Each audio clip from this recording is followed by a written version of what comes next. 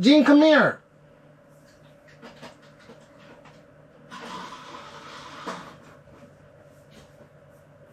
Gene, come here.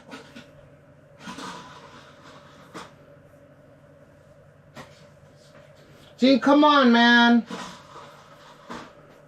Gene, I was patient with you, man.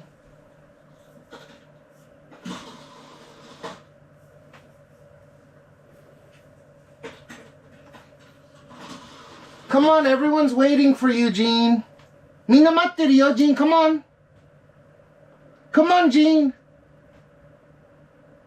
Gene, chimpoko pompoko wa? Gene.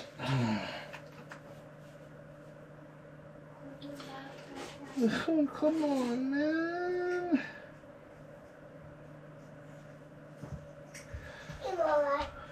Gene, Daddy, atama itai. Gene, come on, dude. LMAO. Gene, come on, please. Gene, please.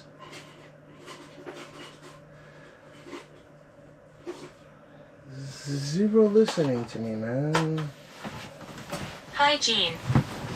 He's in the other room playing with the toys I bought him. Gene, come on. Okay, good boy. After the net, it's okay, it's okay. Oh, good boy, good boy, good boy. You're cleaning up. Clean up. Picarin. Picarin. Okay, clean up. Gene, bye-bye time for Daddy to go bye-bye. No, he needs to, I need to take him to school, dude. We're so late. I got bad! Do you need like a... No. Cleaning out over here. Army 6, thanks for the 41 months, man. I appreciate it. 41. School time. Yeah. Yes. School time. Gene, are you being jackass? Okay. You being good boy? Yes. Yes. Then you have to show everybody. The door. You say yes. Okay. The Gene poko pompoko. Oh boy. Okay, Gene. Bag, where's the bag? Gene is good and smart. I could burn through. Sweet baby G, always good boy. Dada. That's not correct. Most of the time he's sweet, but right now he's on another level.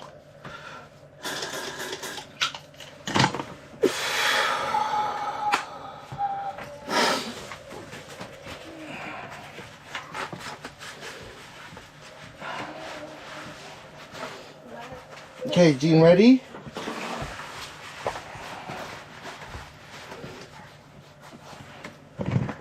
Okay, Gene, here, give me. Give me. Okay, come on, let's go. Dude, stop jumping, man. Come on, dude. Come on, Gene.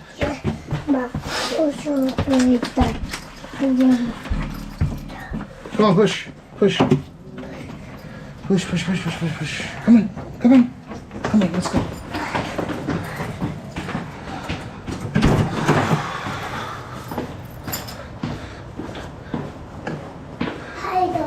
Thank you. Come on.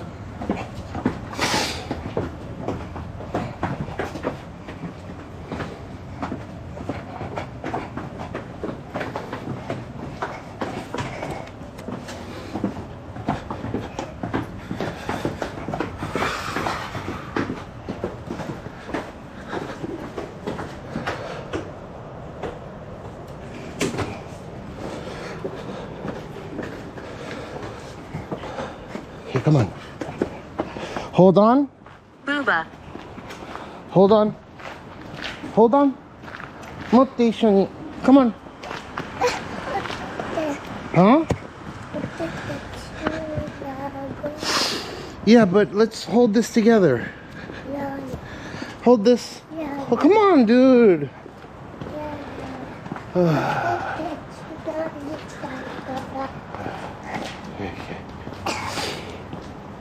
Hold on, Gene. Hold together. Yeah, I want to hold my hand. Oops. No. This is not cool, Jean. Happy birthday, Jean. Yeah, happy birthday. Yeah. I'll forgive you. Jean, where did the presents come from? Happy birthday. Where did they come from? Santa, why? Why would Santa Claus bring you presents in dead summer? Santa Claus, arigato. Why are you thanking Santa Claus? Arigato, Santa Claus. Am I Santa Claus? Ew. Am I? Yes or no? Yes. Santa Claus, arigato. You're welcome. Arigato Santa Clausu.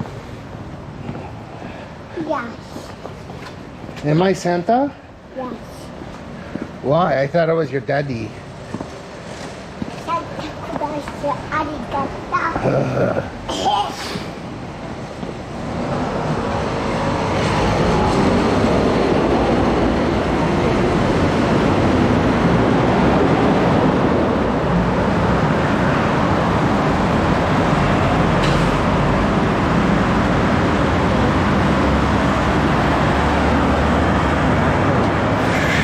Come here. Jean learned how to fart like Dada used to. He sometimes has massive fart. He took a big dump this morning. Jump.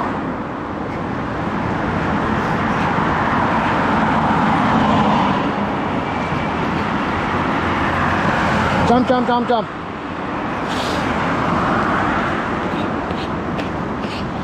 A, B, C, E, F, G, I, C,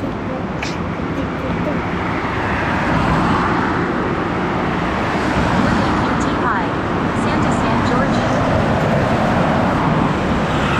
Just look ahead. Jean, jump. Jump.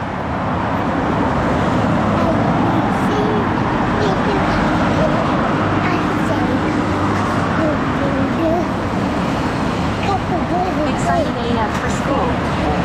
Trying to get him hyped up, but it's probably not sensible.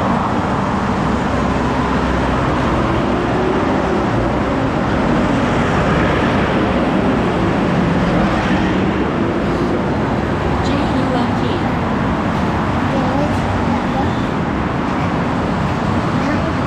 Maybe he is excited.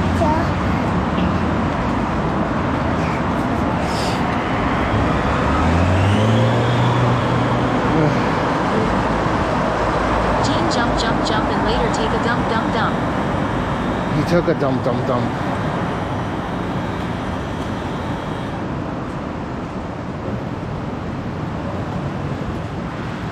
A, B, C, D, E, F.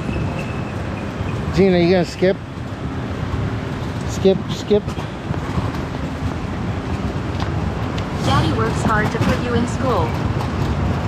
Yeah, that's right. Damn it.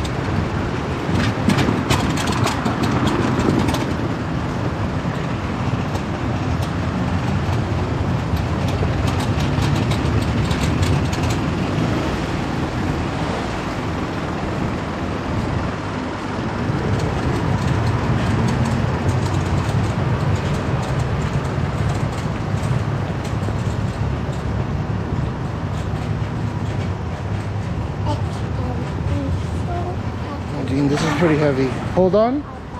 Hold on to this.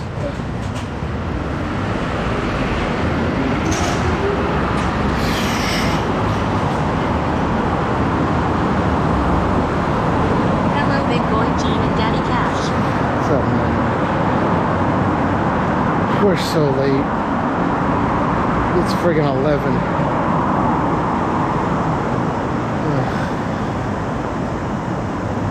Hope you had good birthday, Jean. He did.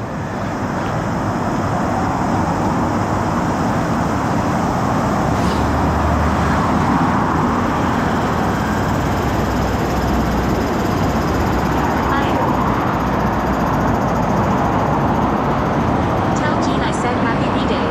Yo, Matt Daddy. says happy about that. Man, thanks for tier 1, man.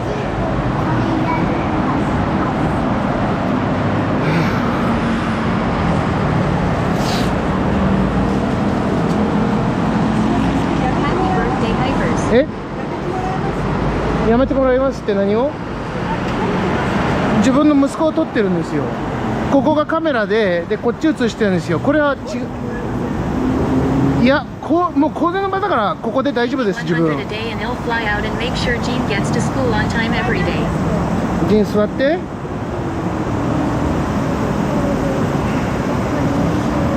ここ座る？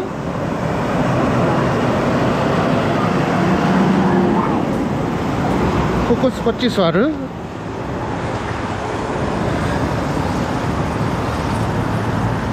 ？I got Karen. Karen.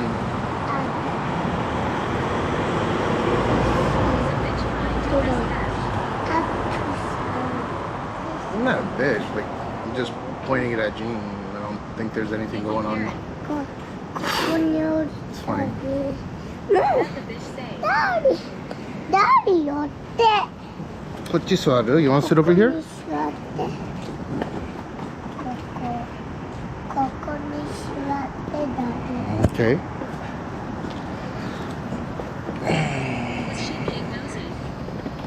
Yeah. あいたたごめん。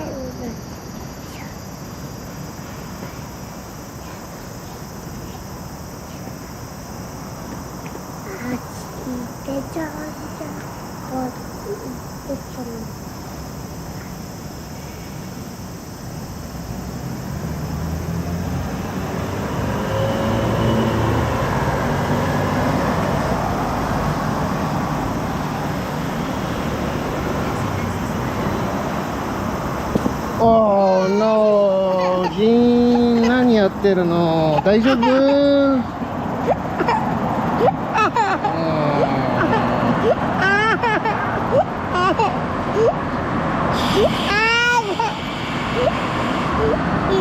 ジーン、おいで。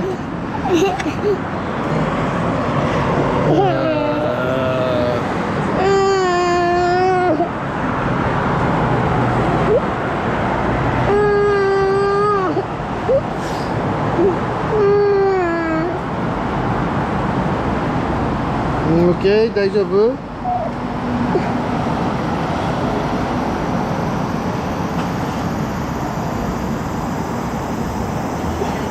？One second, I gotta get on this.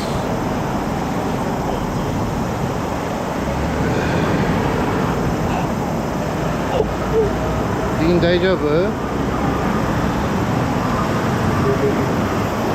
おいで。ディーン、いく乗るよ。あ、すみません。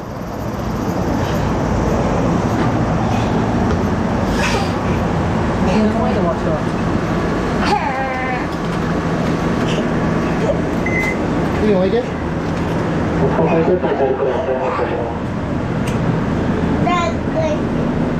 I got you, G.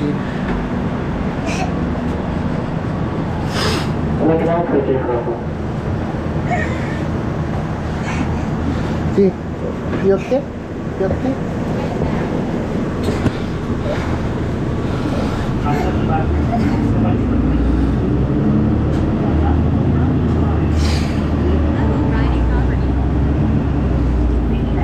You okay?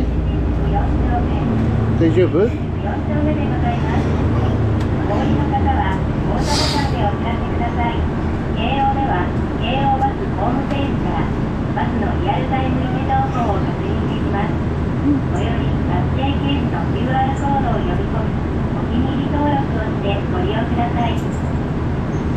？Let me see. 大丈夫？ You okay?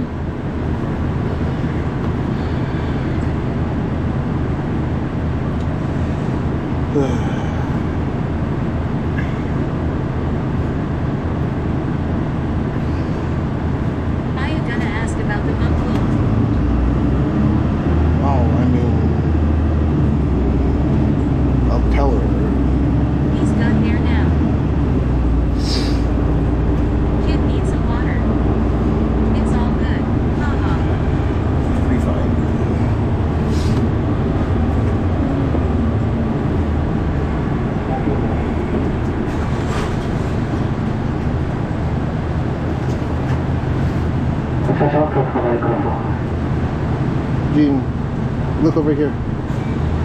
Mad face. Deja vu, are you okay? Hurt? Ouch.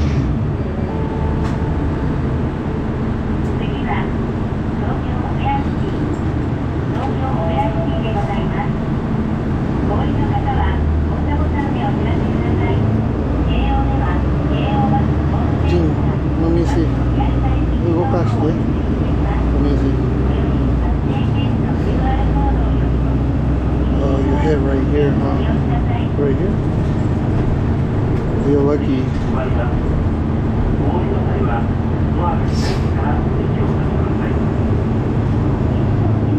Right here? Right here?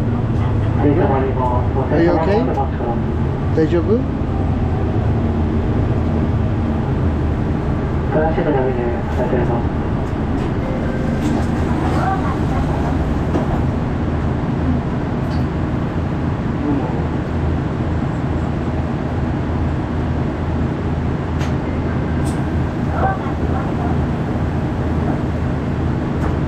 Gene, when we get there, you have to say sorry, okay? Not to me, I don't care, it's okay. But you have to tell your teachers and everybody sorry for being late, okay?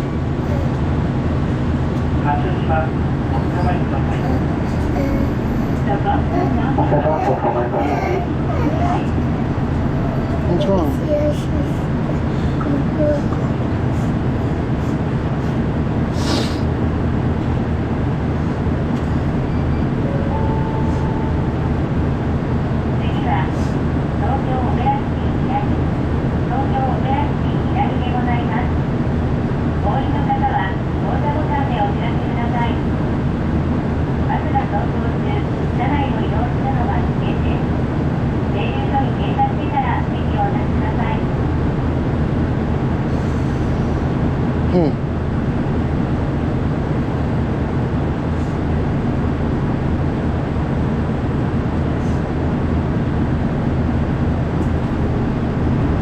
Gene, do ping pong?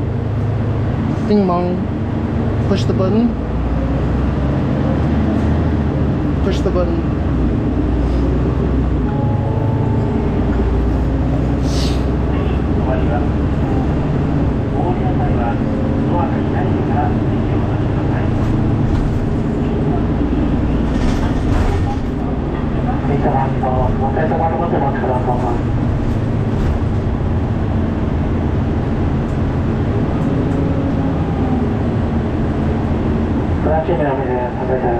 Okay, Gene, come on.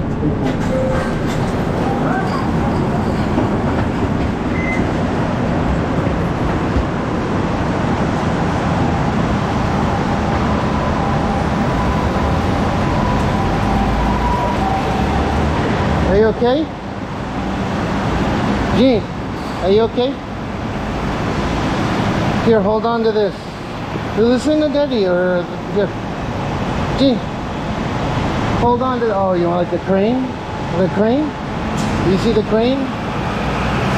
Hold on. Gene, hold on to this bag.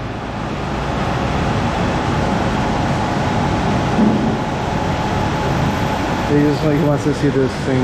Oh, I thought it was a plane. Come on, G. Come on.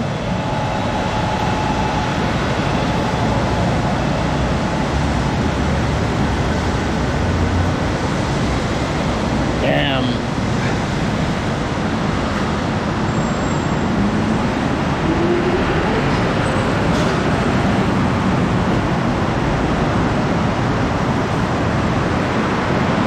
Dude, on the way back, if I find that fucking Karen, I'm gonna show her exactly where the two cameras right above her are and tell her that she's being filmed 24/7 in that area, regardless of whether I'm there, even though I didn't point the camera at her or anything. When the bus took off, dude, she was like one of these things, like, ah. It was pretty funny.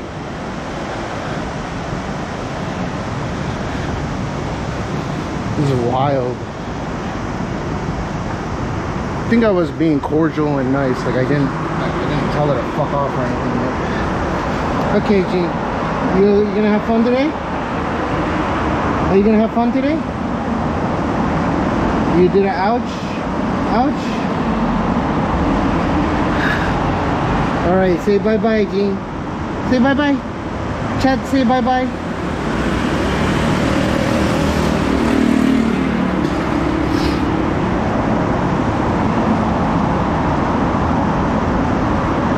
Alright, I'm gonna take a minute. G, happy birthday.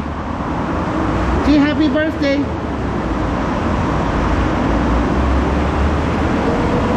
G, happy birthday. Happy birthday, smile. Say bye-bye, chat. G, say bye-bye, chat. Bye-bye, chat. Say bye-bye, chat. G, say bye-bye, chat. Bye-bye. G, bye-bye. Bye-bye, chat. Put your middle finger in the air. Like you just don't care. What are you doing? G. Alright, let me take him over. Happy birthday, Gene. Everyone saying happy birthday.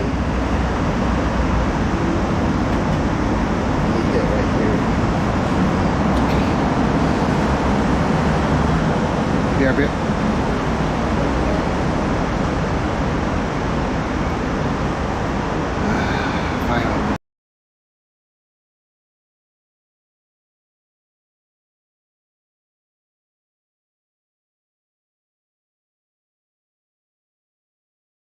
show your boba. Sorry.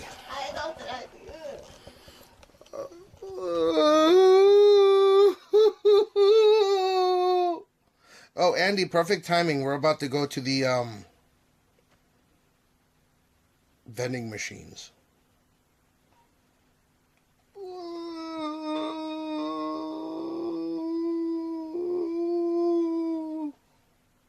Welcome, Raiders, dude. Diaper uppercut.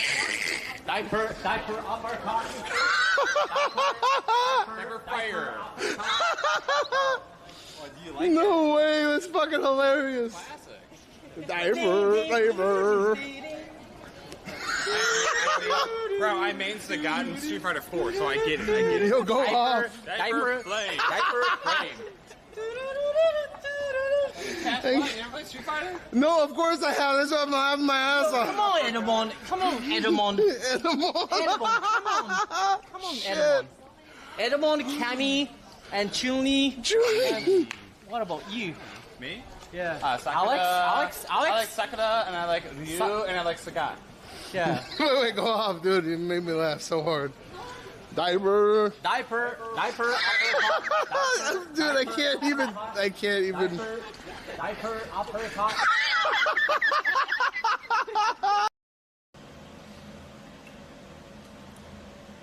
This is the modern equivalent of being fed grapes in a pool. It's too bad. I could have helped you. Okay, this is my boyfriend.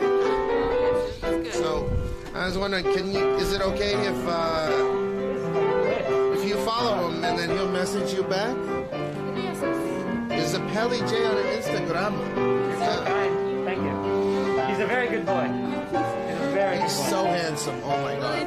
Not good English. It's okay. You'll get better English because he speaks Japanese and English. So they're really lenient on what you could say over there, but it's like the copies. The content ID system on Rumble is the same as YouTube.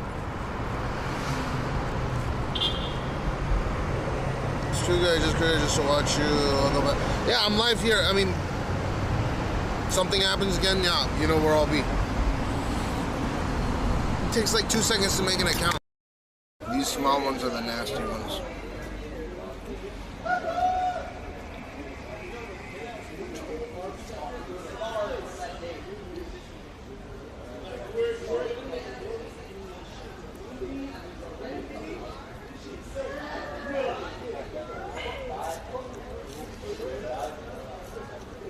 Oh, so juicy, dude. Biggie large full, what it do?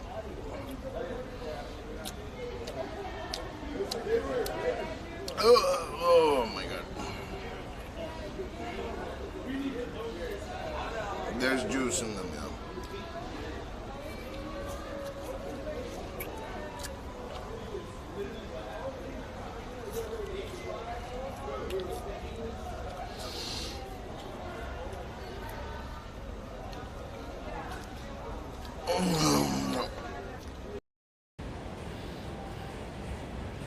Yeah, let's go into ultra wide mode on there.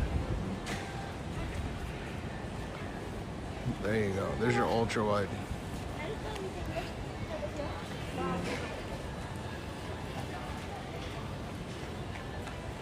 HD hair retaining the viewers. I have no backpack on. This is so dope. But I know if I got in a train and went far and action, this is. What do you guys think about the ultra wide mode? We're in the ultra wide mode right now.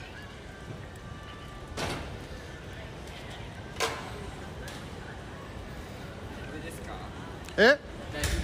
So. Spam dicks. Yeah. This is huge. Yeah, big one. Whoa! Let's fucking go, baby! Let's do it! Let's go! Let's fucking go! Let's do it, bitch!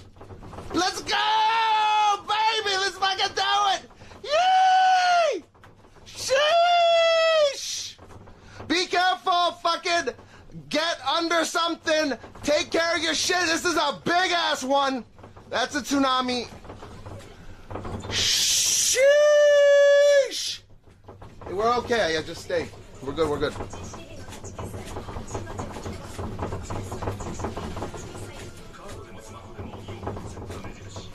Whoa! Be careful, Plant. That's your area. That's your area. You're closer to it.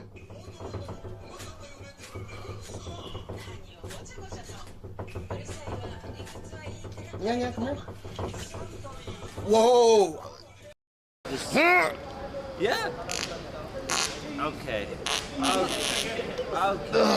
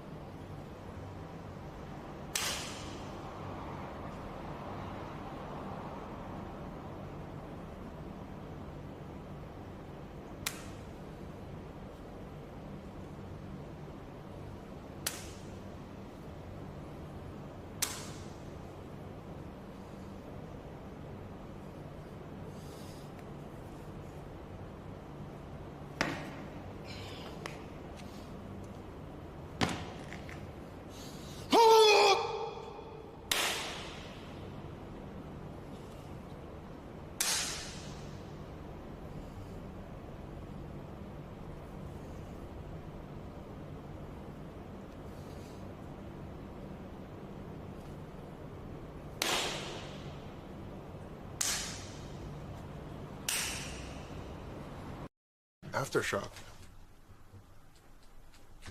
Oh. Ooh.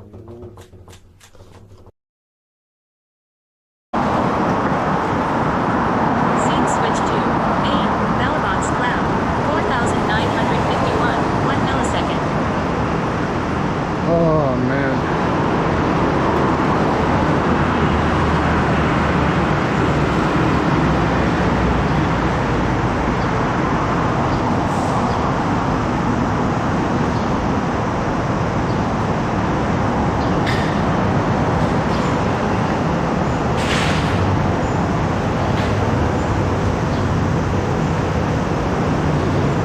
How it do? Tired. DL mom. No, I'm not. It's just getting Gene to do everything. Your meat flaps, you look like a. It's rough to get him like ready to leave and stuff like that. He woke up so late.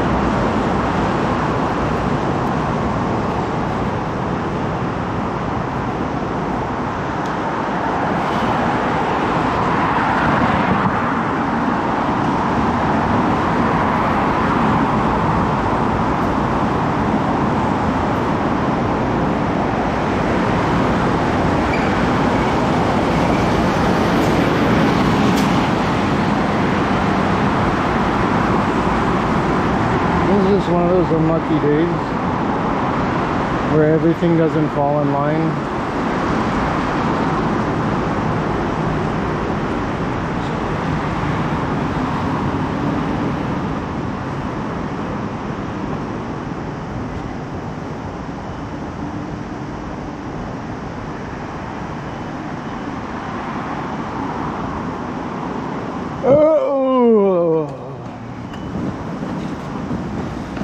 Okay, good.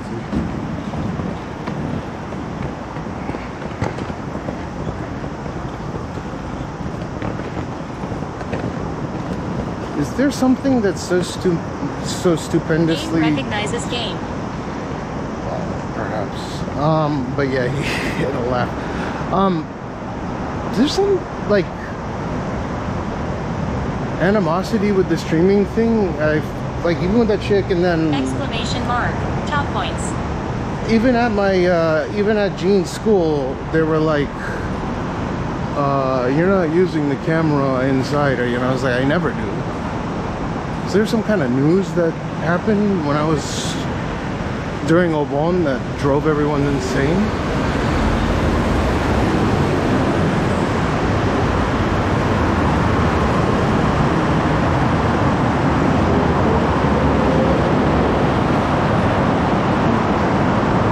They need to just ban it. I don't know why they don't ban it. I've been saying this shit forever. Just ban it.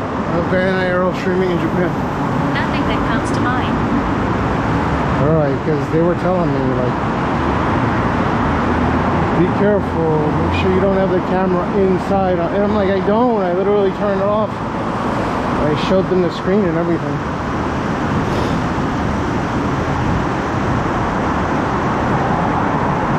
And then the Karen at the bus stop, that's like, it's like 2 for 2. Here in the U, best folks going nuts over flock cameras used by law enforcement.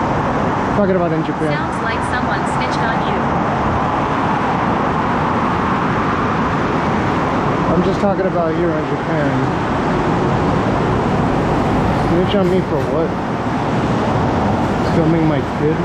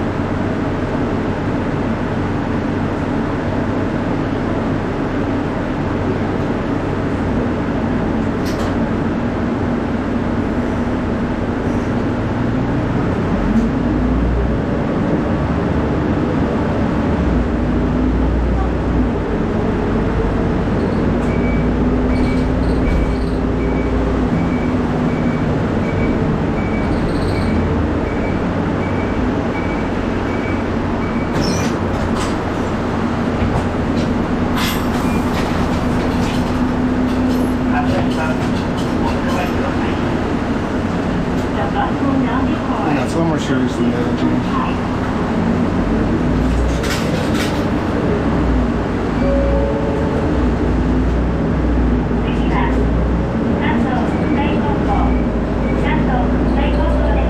Gotta get my whole kit out.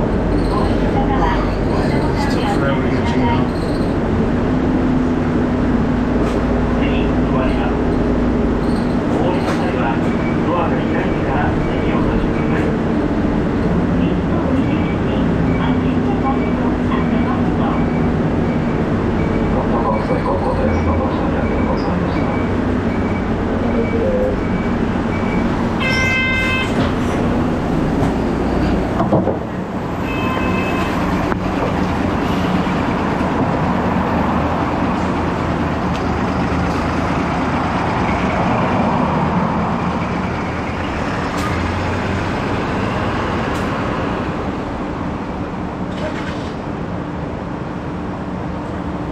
Mrs. Biatch on Bitch is still there.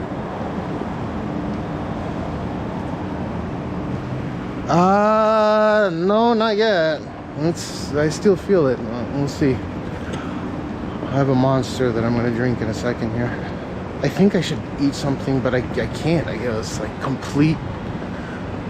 it's completely killed any wanting to put anything down. She's still there. What a fucking idiot. I don't think she was on camera for even a second.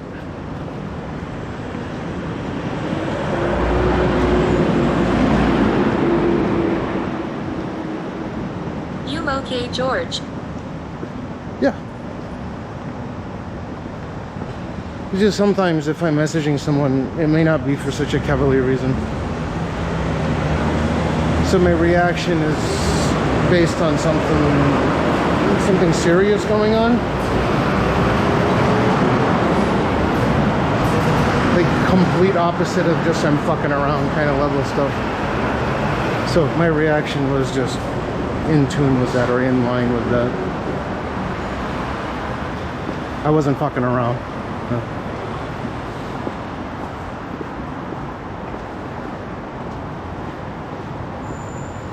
No, we're good though.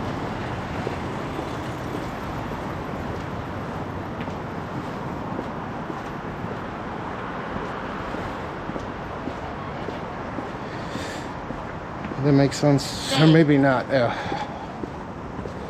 Yeah, I have to keep it vague, you know. But it was really serious. Did someone give the impression you fucking around? The way that you commented on it, yeah, and it kind of irked me because I was taking it super seriously. Understandable. Sometimes I have to, as a father.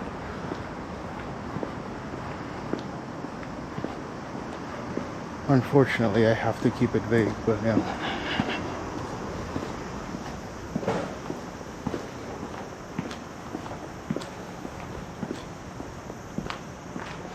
Cash you smooth mother fur. Regarding what?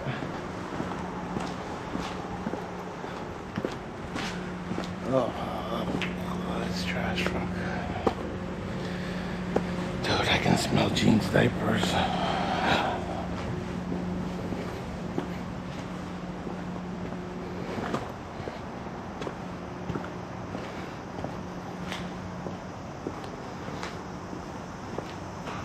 I'll wait for this No trash. more joking right when I enter chat. Got it. No, don't be facetious. It was just bad timing. You're good, man.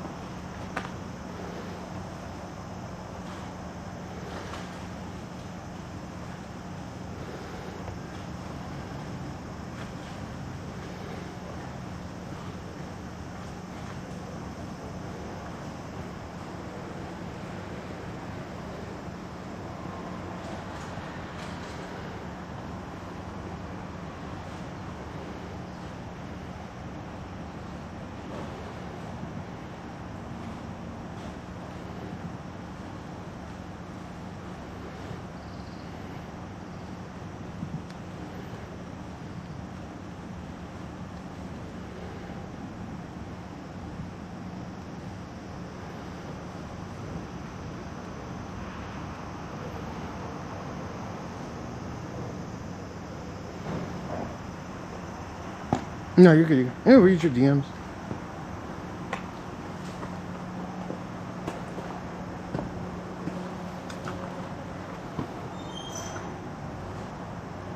Oh, I can smell Jean's poo-poo shit.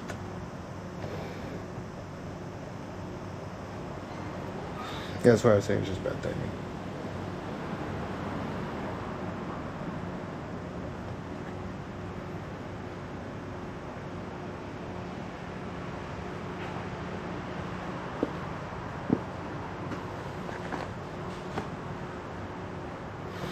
Yeah. And there you'll see the trash truck come out.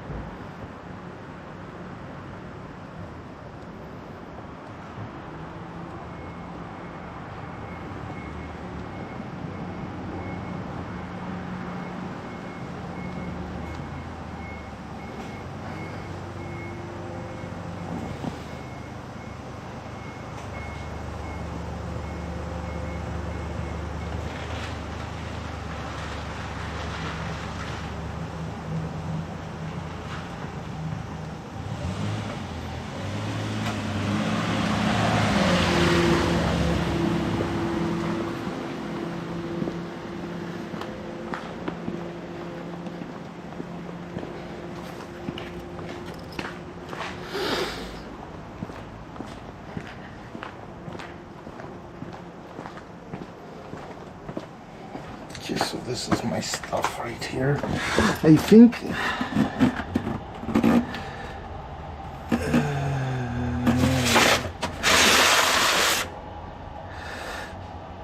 that's my address.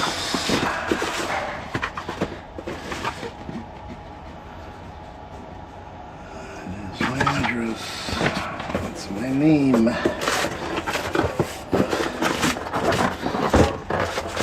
Genius, you got it? This is bad timing. I hope you can understand. Oh, shit. あー、おはようございます。大丈夫ですか？開けていきましょう。あ、お願いしていいですか？すいません。ちょっと待ってください。はい。あ、どうもすいません。助かります。どうもお疲れ様です。傘違いますか？あ、違います。自分のではないです。了解です。ありがとうございました。本当助かりました。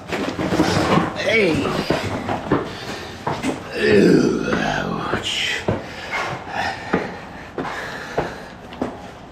Yes, bad timing. Bad timing.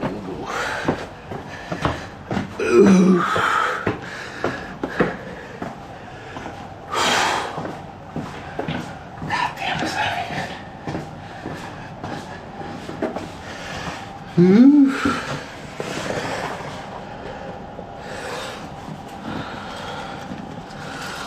Yeah.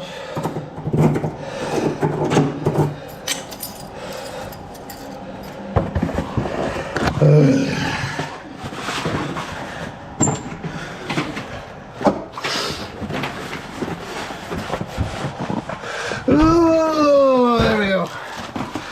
Then I can have one of these. Let me get the bigger setup out. And we can already have it all.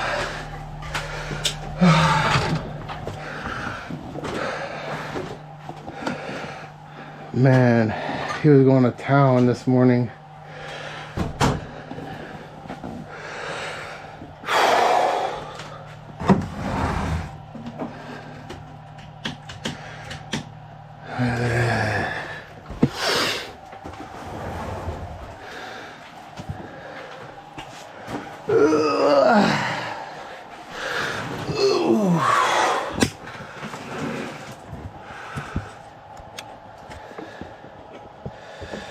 Yep. I should eat something, but maybe I should eat some meat. There's some meat in the fridge, and if I don't, let me go microwave some meat. One sec. We'll eat that, and then we're good. This setup's all good to go. So. I needed this. Okay. 1 second. It's just, you'll see. It's like it's meat. It's not Wagyu. I think it's kosher pork. 1 sec. I can hear. Oh.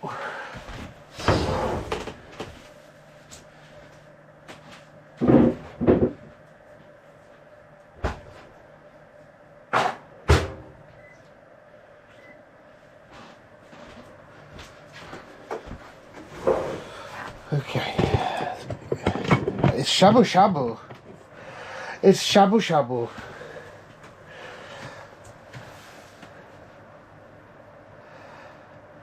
It might actually be Wagyu. Oh shit. Let's microwave it too.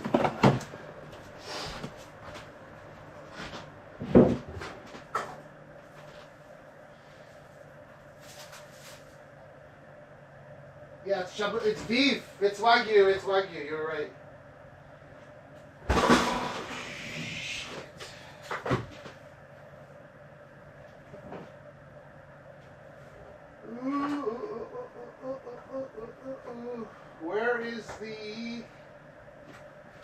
Where is the meat thing?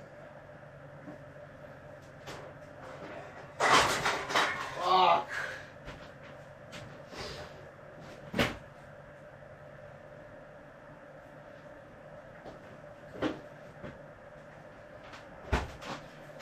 Azipong.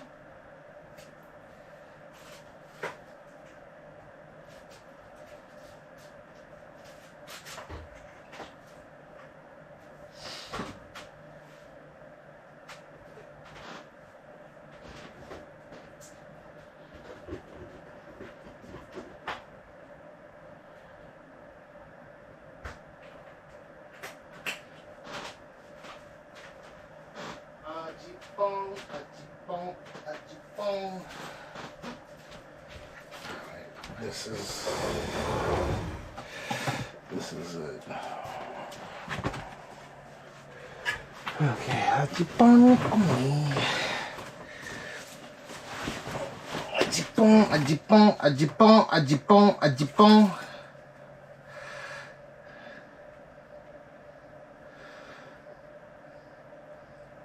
Okay. China number Okay, so I'm back. More guessing is interesting while George in Vegas. So 44 minutes in Eagles in Cleveland.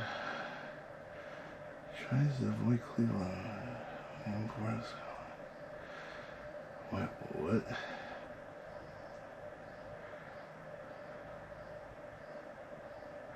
Oh, I couldn't read the YouTube the whole time.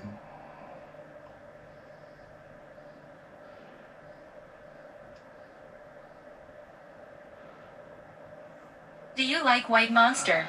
China #1. That's kind of racist, dude. We call it Caucasian Monster here. Okay.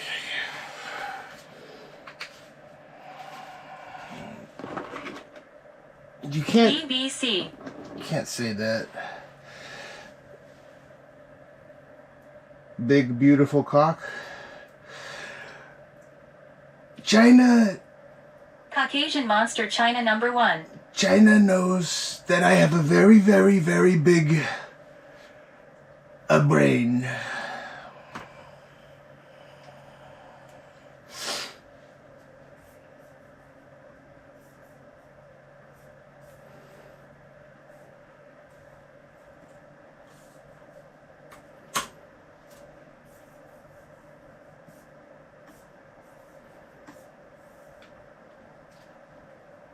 Small hands, big penis. A brain. I have small hands, I think.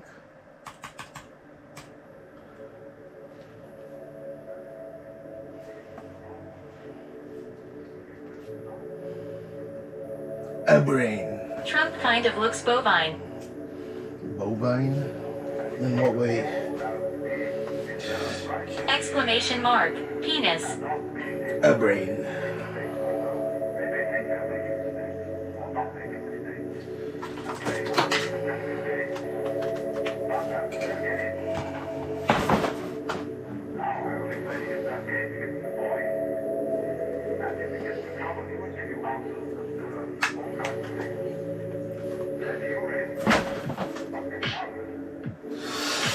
Where is my battery?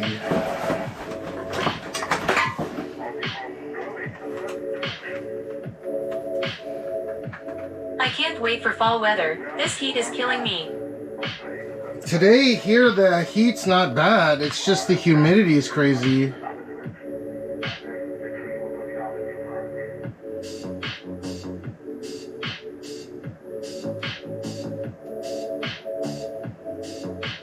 Fall time is best time. Chinatown, best time. Where did...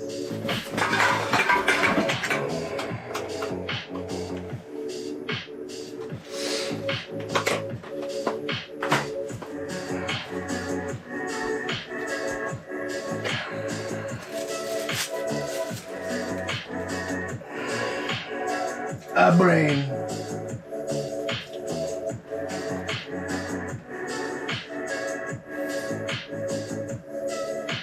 Being stressed in the summer heat is terrible. I guess. I think the humidity is worse than the humidity is worse than the heat, no? Exclamation mark. Weather. See, it's not even high, it's not even high temp right now. It says it's 65%. But it's okay if you are on leisure mode.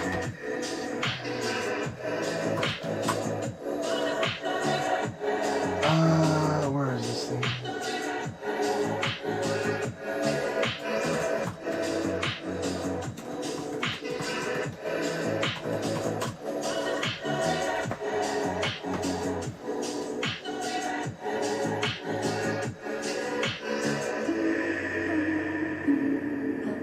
.67% humidity, and it's not that bad. But I can feel it for sure. It's okay if you're on the... Wait, what do you mean it's okay? Why wouldn't it be okay? Flop camera situation is retarded. What's that?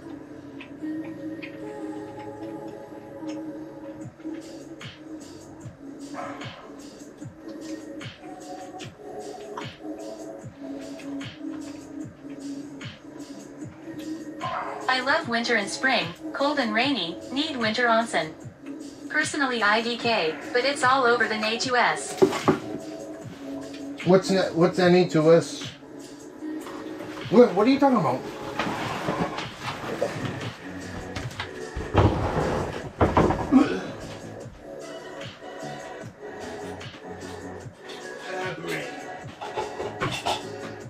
News. Oh. Onsen.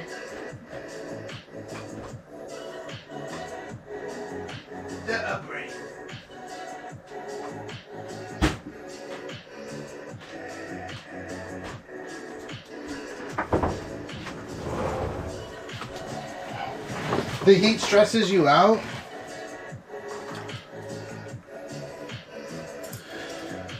Ooh. But what's the flock camera situation? Like, what are you talking about, flock camera? What is that? Flock is a company that has a contract for tracking cameras, kinda like China #1. Ah. What, are they putting them in the US?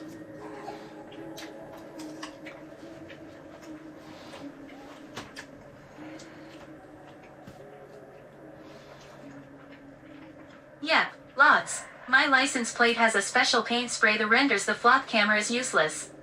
あなたは引きこもりですか? Hi. They're all over. They're already here. People are chopping them down. License plate has a special paint spray. Yeah, I used to use that. It basically can't. It spreads the. They're illegal here, but I was spraying them on anyway because when Orbis hits it, it basically the light that it set, like when it takes a flash of your, tries to take a picture of your license plate, it scatters the light in different direction. I think it's the same exact thing, I bet. So it'll just come up as like a white Big smudge. Brother is in the States. How is that possible, though?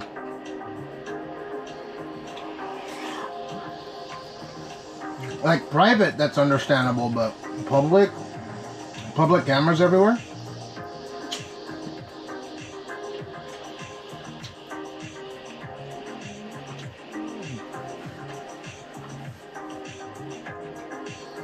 Yes. What are they trying to do with it?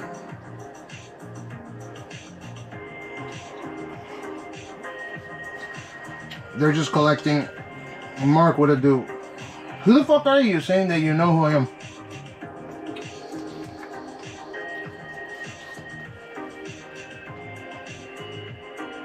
Tracking info.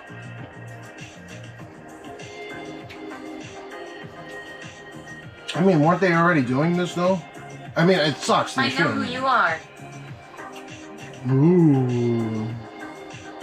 I know who you are, you idiot. It's 2026. We got Jewish Nazis, gay conservatives, a lot of confused people. Yeah, it's in the US and tracking our face, etc. 引きこもりの一日ってどんな感じですか? Exodian ground, speak English, not Chinese. Here's the part that's getting people in an uproar.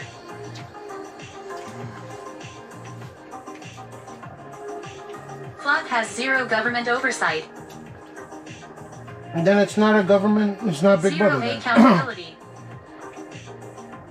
Is it a private, that's the loophole, right? It's a private big corporation that's giving information to the government if required? They're free to use our data however they want. Yeah. That's stupid. That's like Palantir, whatever the fuck. At Japan 19 otters plus it can persecute citizens. Oh, I remember seeing this. Oh, it's a secret. I didn't know. Flock can't persecute anyone. What's a secret? Private equity. Flock safety surveillance technology company. Yes, private corp. Authorities pay to use it, but any officer can use it to track info, if the city pays for its use.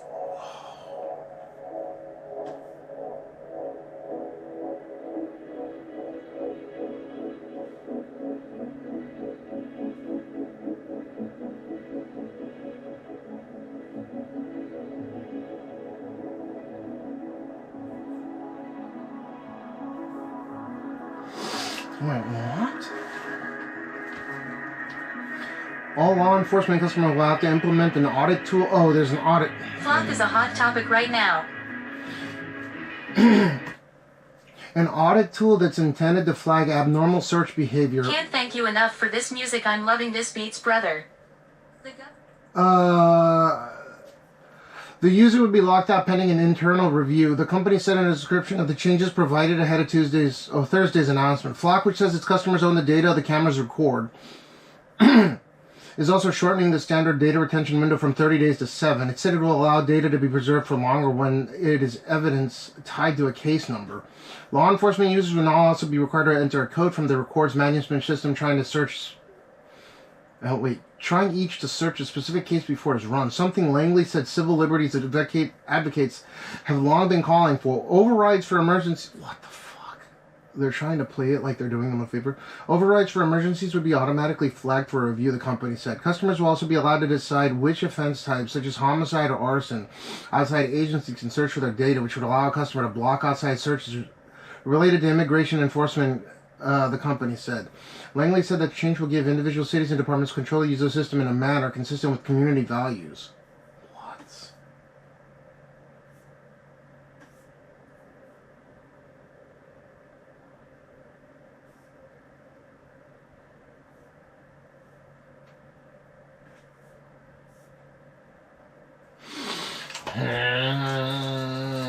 So they're putting in that's stupid. Like, if it's a high crime area, I would rather Langley not Langley, but like the FBI sets this up saying that they'll only use it in the event that a felony is in progress or something. You know, like rape, sexual assault, you know, stuff along the lines of this. Then I think it would be fine. And it has to be like a physical based crime, but shit like, you know, your car and tracking your car is kind of bullshit. I'd rather that. I'd rather they have direct access to it, but they will only prosecute or use evidence in the event that it is in the pursuit of catching a criminal that has conducted a felony, right? Yeah, but that's stupid, though. Drive next to it, too.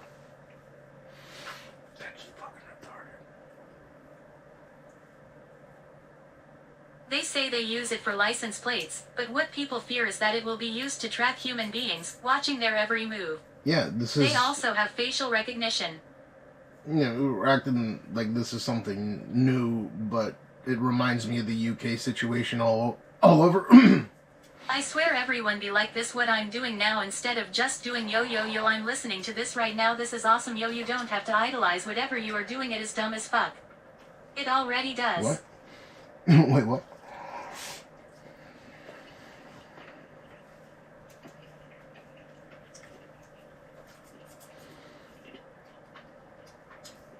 Melissa, what does that mean?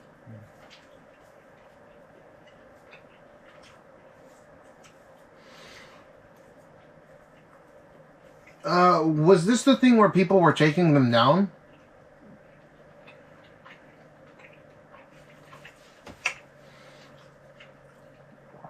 So they can track your vehicle. That's dumb. I think that shit like this should only be used in... Puts the burden of evidence on the citizens rather than the state. Yeah, of course. Well, I don't even think the state would be able to surveil if it was directly tied to the state. Yes, people are blocking them and ripping them down. Okay, I know what we're talking about. That's wild.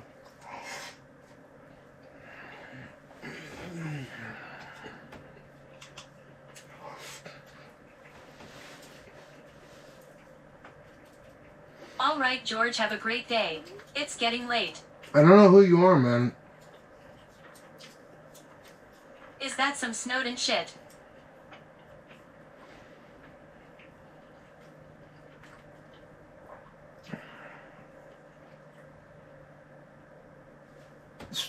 Snowden shit. It's tracking, but it's not the government directly doing it. They're using a loophole.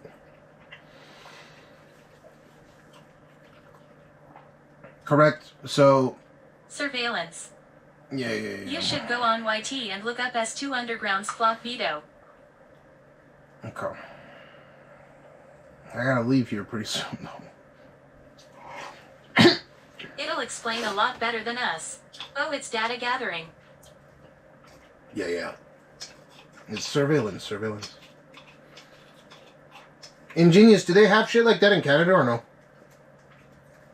Dude, I'm surprised that they were able to get this through. Have you ever seen the movie Minority Report? Yeah. Flock is clearly overstepping legally, only a matter of time, emo.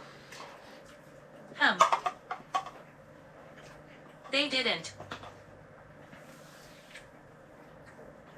That's wild. Okay, let me take a look. I'm not switching over to here or anything, but... Since it's a private business, they are just putting them up on their own. Yeah. I got a camera set up on cache. It's a loophole, yeah? What do I look up real quick?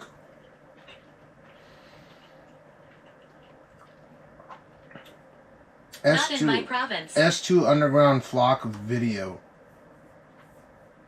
Oh, gotcha. So it's for the whole U.S. It's pound dime, but for... S2 Underground Flock. S2 Underground Flock.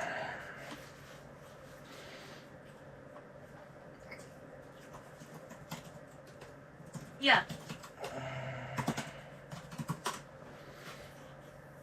The first video 4 weeks ago. Okay.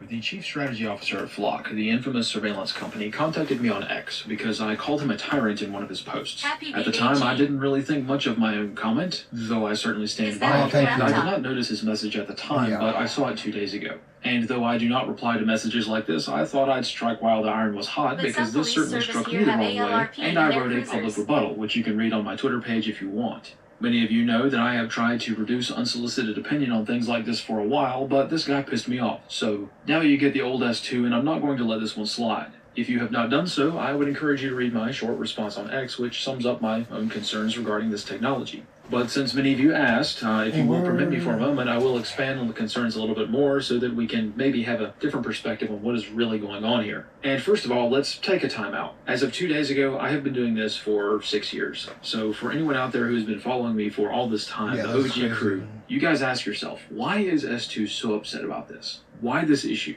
Of all things, and why now? I do not want you to agree with me just based on trust me, bro. I've spent years trying to discourage that actively. All I request is for you to pause and consider why I might be so concerned about this. Is it just because I hate this one company, or is there something else going on here? What do I know? Could it possibly be because I am not reacting to what we see right now, but thinking forward to what is coming next? Just food for thought. I can feel can you imagine they implement AI, so they're gonna run it through AI database, right? And it can predict if it's tracking your cell phone, right? Like your cell phone has a particular MAC address, and it gets triangulated by various, like not only cell towers, but now this Flock thing, right? So if you're considered a high risk target, or it's metadata based, right? But this is taking it one step even further, where they can get your face, which is really scary. Because if it was just metadata based, like it would be, they can't direct, like you become an unsub, right? Like an unknown subject that's doing illegal shit, and then the government has to like put effort out in order to go after you. That's the thing that I'm talking about with China and, owning China phones. But in this case, they can just directly target you. There's no waiting in line. Of course, they probably have to submit some kind of subpoena, get a judge to file something, because they are a private business, a private surveillance business. But still, it means that you're not an unsub. You're just a known subject, and they can go... It starts to get weird when cops can track their exes, and Flock cameras can track children at parks or public bathrooms. Okay, well, obviously, but what I'm saying is they can use AI to determine where you may go, statistically speaking, in order to just have infrastructure set up to catch you doing something that you're statistically likely to do based on the types of algorithms that they put out there. The same way that you get targeted ads on your phone, but much more sophisticated. You know, your phone, your computer, whatever it is, you get targeted ads, right? But this takes it way further because you're physically in the loop rather than it's just, okay, well, your cell phone that has metadata is communicating with a database of other cell phones that are communicating with each other. And if you're within the vicinity of a collective of people that are considered to be specific, you know, like maybe they're cult members or maybe they're drug dealers or whatever, they're looking up shit online, but it's not direct data is what I'm saying. They can build pretty sophisticated profiles on you based on not having your birthday, not having your age, not having this, and this. It's like big data is actually wild when it comes to building a digital profile based on simply metadata. Like they don't have your banking account, they don't have your name, your social security number, but this is something else. This is too far. And if they implement this successfully in the US, then that means there's a good chance it'll come over here. Or maybe it won't. Maybe they'll flip. An entire mini-series documenting my concerns, but for everyone's sake, I will keep it brief. My chief concern is not a camera, or even a network of cameras. No. It's already It is that we have implemented. quietly allowed a national intelligence collection network, the likes the world has never seen before, to pop up in the United States, and there is not only active deceit being used by this company, but they are steamrolling any opposition to their actions. You see, the flock cameras are a good analog for a lot of larger problems. It's certainly not just about one. My 2 cents is this. You know how I've always been talking about eyewitness testimony is like some of the most unreliable forms of testimony that just simply exists, right, in the court of law. I am a fan of the fact that cameras can prove someone's innocence Yay. or their guilt based on objective data, right? And that's why I'm saying it should only be used in the event or in the pursuit of, you know, felonies. I don't think it should be used just for daily whatever. You're commuting, you speed, you do something. What are they? They're not gonna use this to check if you're speeding, are they? Anya 6, is that the reason why you said you're putting the spray on your car? Because if that's the case, if they'll catch you for misdemeanors, then they'll get your face. I'm sure they have facial recognition. You'll be immediately tagged as. There you go. Company. When Edward Snowden leaked the Prism Project years Morning, my ago Neewers. and was exonerated by the What's courts, up, Kiki? which said They're that doing some wild programs shit in he the leaked US were with in fact Flock. illegal. The result of that was that many Agreed, people but generally those know laws that and they are now restrictions being aren't spied ready on, yet, just and they're parenthetically using or Flock for all generally kinds of speaking. stuff. But beyond that, bullshit. nobody really seemed to care in the long run. Or maybe they thought there was nothing they could do about it, so why worry about it? When you log on to social media... Wait. Before I watch the rest of this, how many places are they deploying this? Not everywhere in the country, right? These are like city-based things. They're not going to spend. It will cost like trillions of dollars to deploy it everywhere. Everywhere. It's spread everywhere. He has a map. In the video. Watch it. You cannot see a little FBI logo on the corner of your screen. When you See, scan a maybe bunch you of got lucky bananas at the coming grocery store, the CIA's logo does not appear on the screen to tell you that your purchase has Even been in monitored. countrysides. You know generally that you are being watched. Logically, you know this, but you don't really feel it. It's not a part of your existence. A flock camera, however, is a physical object. It is a monument It's just to the because all National black Intelligence people look the Collection same to the apparatus, white and it's overlords planted they on your need a child's eye playground, to outside your distinguish. bedroom window, and up and down your street. There is Driving a your site to newborn track back them. from the hospital, looking forward to a new era of happiness with your family. Flock is there, watching. Your child's first words will probably be recorded by a Flock camera. Teaching your son how to ride a bike on a quiet summer night, Flock's gaze lingers on your child, scanning every facial feature. These are the concerns that nobody thinks about when gaslighting and complacency has become the normal American lifestyle. Nodders. And for those who think that all of this animosity toward Flock is misplaced when really we should be concerned about not just Flock but other things, you're certainly right. Flock is not the only company doing this. Alexa is recording your living room right now, and you Yeah, probably probably known That's why I about don't that have for any of that years. shit. The difference with Flock is that you are not getting anything in return. Even the claims of public safety are dubious. You get a little bit in return, like I mentioned. Instead of the eyewitness testimony, you can get.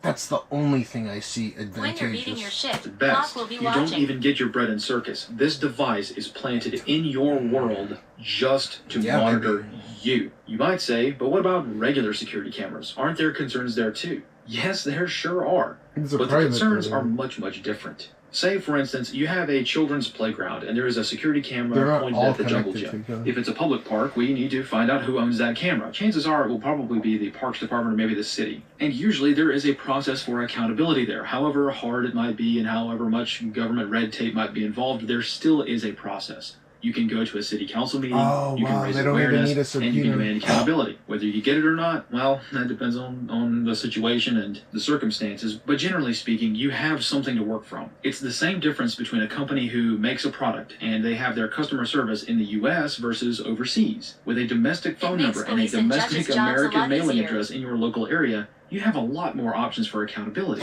Also, chances are the minimum wage employee sitting in the Parks Department office probably doesn't pump that data feed into a centralized federal database. I mean, this might be a false assumption now, but you get the idea. The DVR machine in the back room of a 7-Eleven is not exactly the same level of concern as having every single square inch in a city being logged in a data center where you literally have no idea where the data is going. It is absolutely true that surveillance is a spectrum, and perspective matters. Yeah. In many cases, we want cameras on our streets, and in many cases, we want them to be owned by private business owners that can get footage out to the public before anyone with power has a chance to delete the tapes, if you know what I mean. But at a certain point, we go too far, and in the opinion of nearly everyone, Flock has gone too far. They started right out of the gate on a just make sure you throw me money. And they have never once actually followed through on their claims of transparency. Saying you are transparent is not the same as being transparent.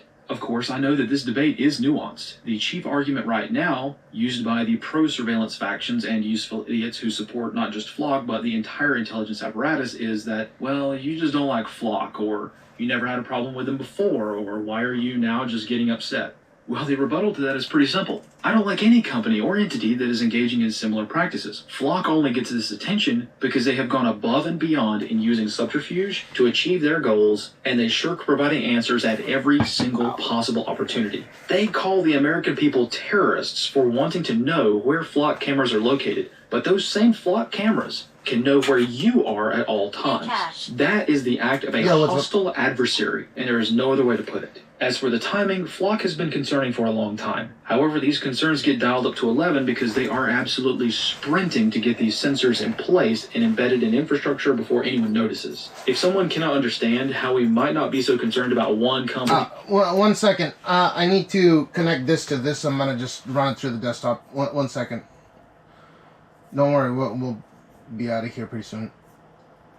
Oh, give me just a second. This is actually super fucking interesting.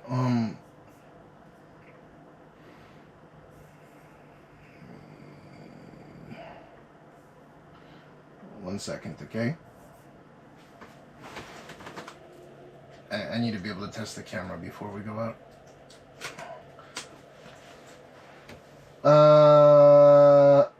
Okay, let's... Right, I love S2 for anything news related.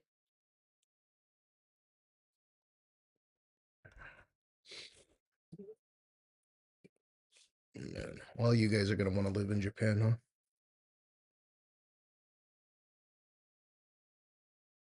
How was Big G turning the big 3? Did he have fun? Yeah.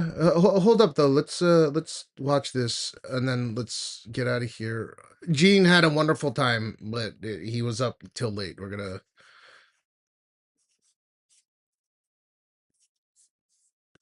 We're good, right? We're live. I think. Yeah. On all the channels. Yeah. Okay. This is scary. Okay. And I'm perfectly happy to explain how it works here in Japan. After this, okay? 100 cameras and one company with 83,000 cameras, well, I can't really help you. Scale is the problem there. Once the internet started looking into what Flock has done, we learned more, and the sunlight shown on the issue illuminates the scale of the problem. In short, we should have been concerned about this years ago, but now that we know how bad the problem really is, opposing this now is a better late than never situation. So we know that this is a pretty hot button topic, don't we? But what do these cameras actually do? Well, first of all, we need to change our vocabulary. These are not just cameras. In fact, I would argue that the camera portion of these sensors is probably the least important part of it. Flock calling these automated license plate readers is a huge lie by omission. Yes, these cameras can indeed log license plates, but that's not their primary function. Their purpose is to provide an electronic fingerprint of vehicles and people. To accomplish this, they of course have high-resolution cameras and AI-driven object detection. They scan the entire vehicle, not just getting the plate, but the color, any kind of defects in the vehicle, any kind of bumper stickers, the passengers in the vehicle to associate the face with the car that's driving it or the passengers. They're logging everything. Wait. It's all over cache.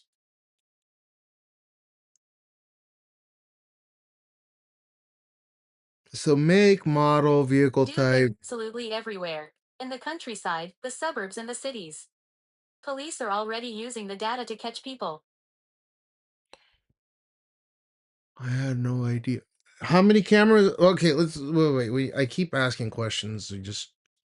I cannot directly confirm if Flock itself does this with every device, Nikito, so I will speak parenthetically and hypothetically go back to the avoid getting US. in trouble, but the technology does exist to conduct LiDAR scans of vehicles and also people, which provide a more accurate dimensional map of whatever goes in front of the sensor. In short, it is possible that a lot of these cameras are providing high-resolution 3D models of whatever goes in front of them. Gaussian splats. Certainly not all, maybe not the ones that we can see, maybe the ones we can't see. Just speculating there. Unfortunately, because Flock has not entirely been forthcoming regarding what their sensor platforms actually do, and the technical specs of each individual device, where they're located, and what the internal sensors are, we have to make a best guess sometimes. And my personal opinion is that I think that these devices are doing more than what they say they are. There has always been a battle between liberty and safety, and a lot of police officers like the cameras that they have access to because of the capability that they provide in quickly catching criminals in some cases. Turns out Flock also lies about that much of the time too, and because Flock has such an aversion to telling the truth, we cannot take anything they say at face value. They don't even want us knowing where these Flock cameras are located, much less what the guts of the insides look like. To be sure, a lot of the concerns we have with Flock are grounded in confirmed fact, not fiction, hyperbole, or emotion. Flock's entire business model is the complete opposite of transparency, and because of this extreme secrecy, we have to make educated guesses as to what they might be doing with this sensor network, and we have to take those theories and we have to investigate further. But that's not even the most important part. We have to be able to make decisions without knowing all of the information. My question for you is, how much information do you need to make a decision about what this company is doing, the future of this technology, and how much of this technology you want? That doesn't sound like a lot. Window. What happens when Flock suffers a data breach and the biometrics of your face are leaked to China? What happens if you're an American? I said the same exact shit, man. I immediately knew. Soldier whose face is now cataloged by Flock. Dude, imagine Flock's data set. Like, again, sorry for pausing. Imagine Flock's whole database goes through China servers. That means that you guys should buy Xiaomi phones and Huawei phones and all that shit because there's no difference. Imagine they have the fucking database in data centers in China because it's cheaper. It makes no difference. Just go Pixel, go fucking, you don't have to buy Pixel or iPhone or Android in order to not get tracked, right? Because those companies don't get routed through Chinese data centers, right? But imagine that because it's cheaper, they run it through Chinese data centers. That would be on another level. Private company.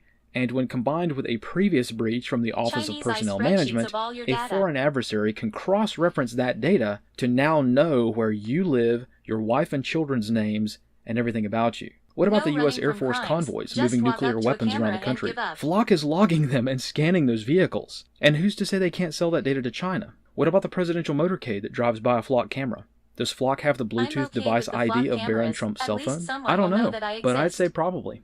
What about the cameras that are logging cargo shipments onto military bases and noting the size and shape of those cargo shipments? Their cameras are high resolution enough to measure the suspension sag of vehicles, and using AI to determine the weight of that cargo combined with the general shape of a concealed object, they can probably get a lot of valuable data. Where it goes, nobody knows. But hey, what about illegal immigrants or other criminals? Well, now that is a great question because Flock explicitly states that they do not work with ICE and they do not track illegal immigrants. That's bullshit. This is a dead to rights confession that Flock picks and chooses which crimes they want to report to those who enforce the law. They are publicly cherry-picking which laws they decide are worth following. What if they decide to protect the identity of a bank robber, but if you wave an American flag or wear a certain color of hat, then you are public enemy number one? That is, of course, a hypothetical situation. But in that situation, how do we hold Flock accountable? That's the whole point. There is no way to hold them accountable because they are a private company. You would have to take them to court and sue them. But the only...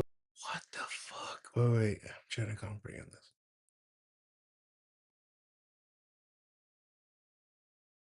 Yeah, the trade. Yeah, like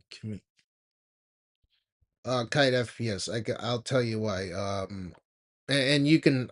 I don't mind elaborating on it after this video. But yeah, no.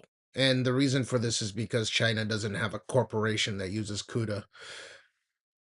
It took NVIDIA, what, over 30 years to develop CUDA, which is ubiquitous. China wants it, but they can't have it. The only way you can sue them is to know that they've harmed you in some way. And since they are a private company, they are not subject to the Freedom of Information Act. They don't have to tell you if they are spying on you, but their only customer is the government. So you get the worst of both worlds. You get the federal intelligence apparatus, but also not even the tiniest shred of accountability, or even a process to get that accountability. Here's the thing. We don't actually have to let Flock explain themselves.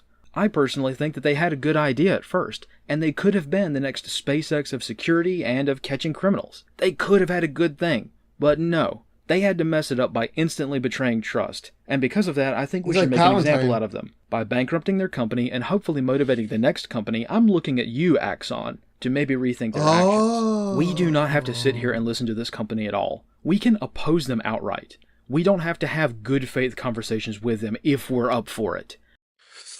I say it was about Flock being tyrants. I wondered if I could just engage you privately and get fits and continually try to people's conscience. The term tyrant is one of those particularly surprising. Can you tell me what you think is tyrants? Under the impression that Flock cameras are being installed without electric bill and city council permission. Thank you for digging. No worries if you're not up for it. Wow. No, your only client is the government, and I am a taxpayer that pays your salary. You work for me, and you don't talk to me like you're an HR representative giving me a reprimand. You should be groveling down on your hands and knees, begging the American people for your privilege to receive tax dollars. You do not get to treat the American people that way. That is the brutal, honest truth here. Did we not learn from COVID and what people like this on all sides of the spectrum did during that time? You do not give these people one single inch. We must nip this in the bud right now. In that vein, what can we do beyond the obvious steps which are being undertaken around the country right now? I would remind us all that this is not just a meme, this is a whole-of-society approach. Not just pushing back against Flock, but against all of the other similar companies that are racing toward this dystopian future at breakneck pace. The very bare minimum that you can do right now is know where Flock cameras are located and do your part in logging them on the map. The DFlock group has a website and a database for this, and they just launched an app too, if I'm not mistaken. I would remind you, though, using your smartphone in close proximity to a Flock camera is a huge no-no, so just be aware of that. Why? They're logging your Bluetooth device. Why? Like, it's so concentrated. Why is he even saying that? Like, I mean, it's a huge no-no. Of course, you're gonna get triangulated.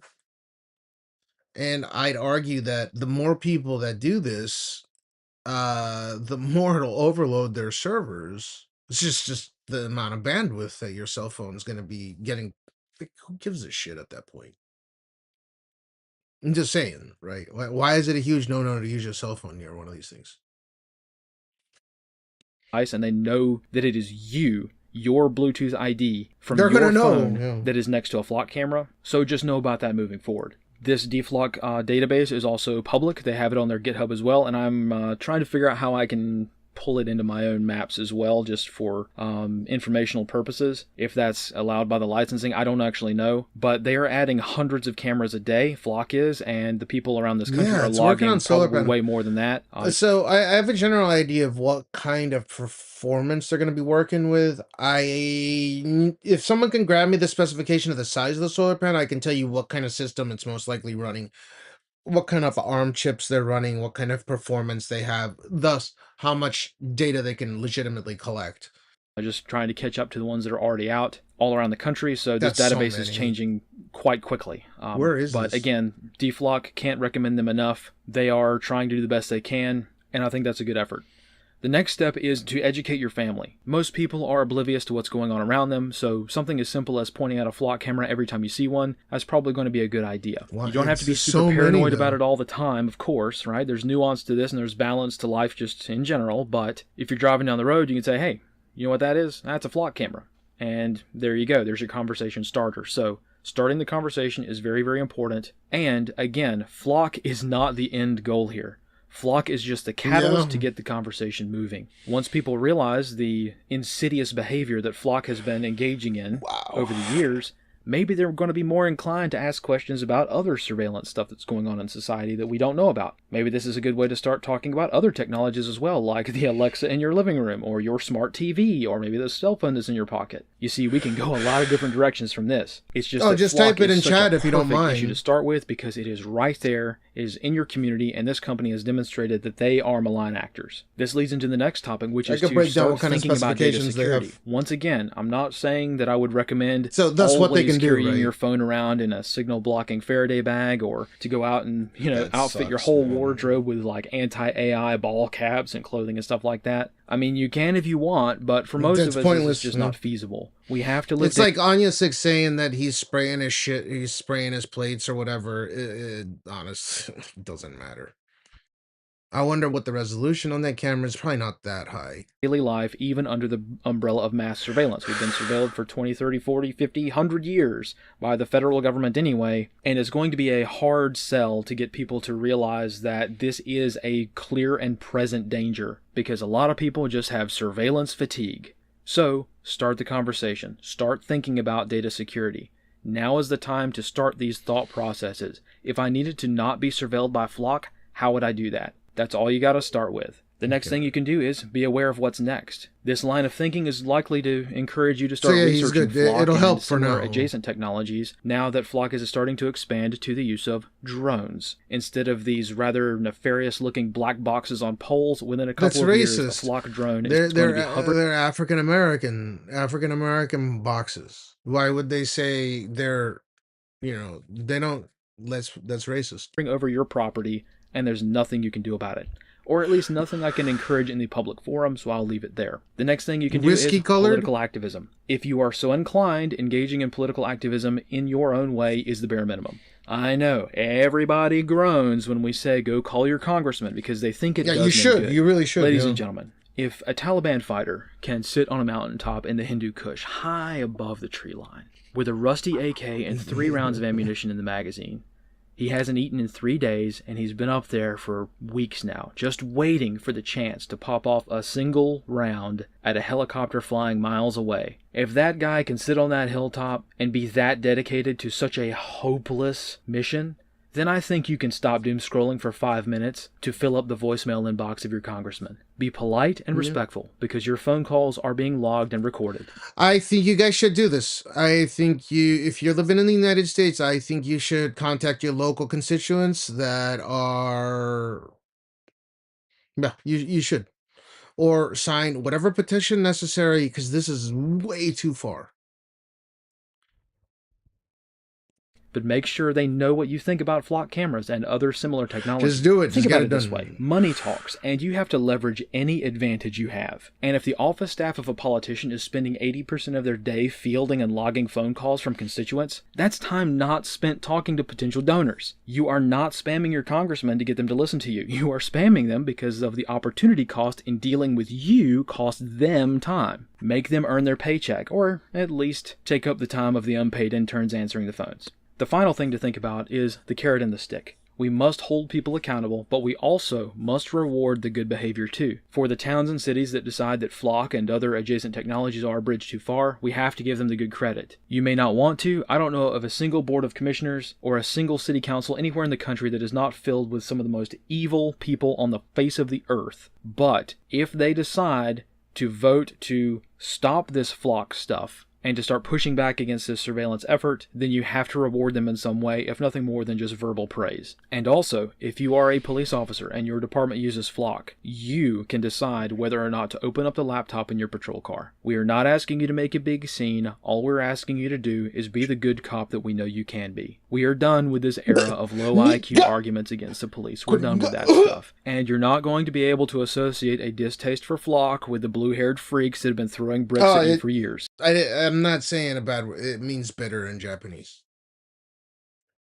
It's not the same argument, and you know it. We are not the drug dealer who's trying to turn a speeding ticket into a felony. Most Americans are not like that, and we're not like that either. We do not want to alienate people in society who have the potential and the access to do good. But we also don't want you to alienate us either. You have to admit that it's a pretty screwed up world. You know this better than anybody being on the inside. Good cops get fired for no reason because somebody screeched loud enough, but the bad cops, guess what? They seem to stay on the roll no matter what. Technologies like Flock encourage all cops to treat us like criminals, and it encourages us to view our cops as wardens. And that is good for absolutely nobody on either side. That alone should be justification for removing them nationwide. When you turn the whole country into the Stanford prison experiment, very bad things happen to both sides, and I do not want that. We know that the average beat cop has zero power to change this at the department how do you level, not know but what about you can this? do is push back wherever possible. And if you do that, it is our duty to back you up for doing the right thing. That responsibility extends to all of us. Remember the thousands of military service members, it was about 8,000 if I remember,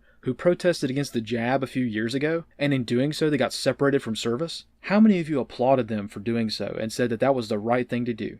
Now, how many of you gave them a job after you encouraged them to quit because they were serving a tyrannical entity? It's the same thing now. If we want good cops, we have to support the ones that do the right thing. And right now, it seems like many cops who do the right thing eventually get fired. We have to remember that. No matter what we do, we have to get serious. We have to do everything within our rights as Americans to not just push back on these efforts, but also refuse to let people like this dictate what it means to be an American. For far too long, we have entertained the concept of reaching across the aisle to the point that we compromise our own beliefs by even having the argument in the first place.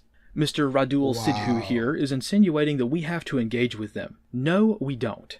I am an American, and it is my right to dislike you or your company for any reason whatsoever. I don't have to view you as an equal to me. I don't have to give you the talking stick, and I don't have to grant you any leeway to twist my words against me. We are done with the era of debates, at least with people like this. While it is instrumental to talk out these things amongst ourselves, we are not obligated to listen to the opinions of people who want to enslave us, or in some cases kill us for our views. Once you cross that line, as Flock has, we are done. And we're going to not just stop this discourse, but we're going to move it back in the other direction, towards something good. Even if we have to, for now, and while we still can, fight in the shade.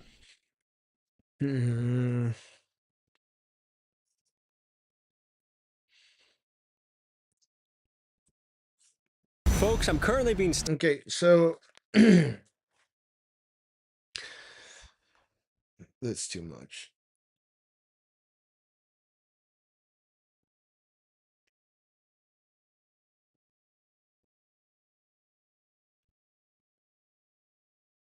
I had no idea. I remember some people were taking him down. D2, it's a flock camera. I'm surprised. If you don't know about it, it must not be that big of a deal.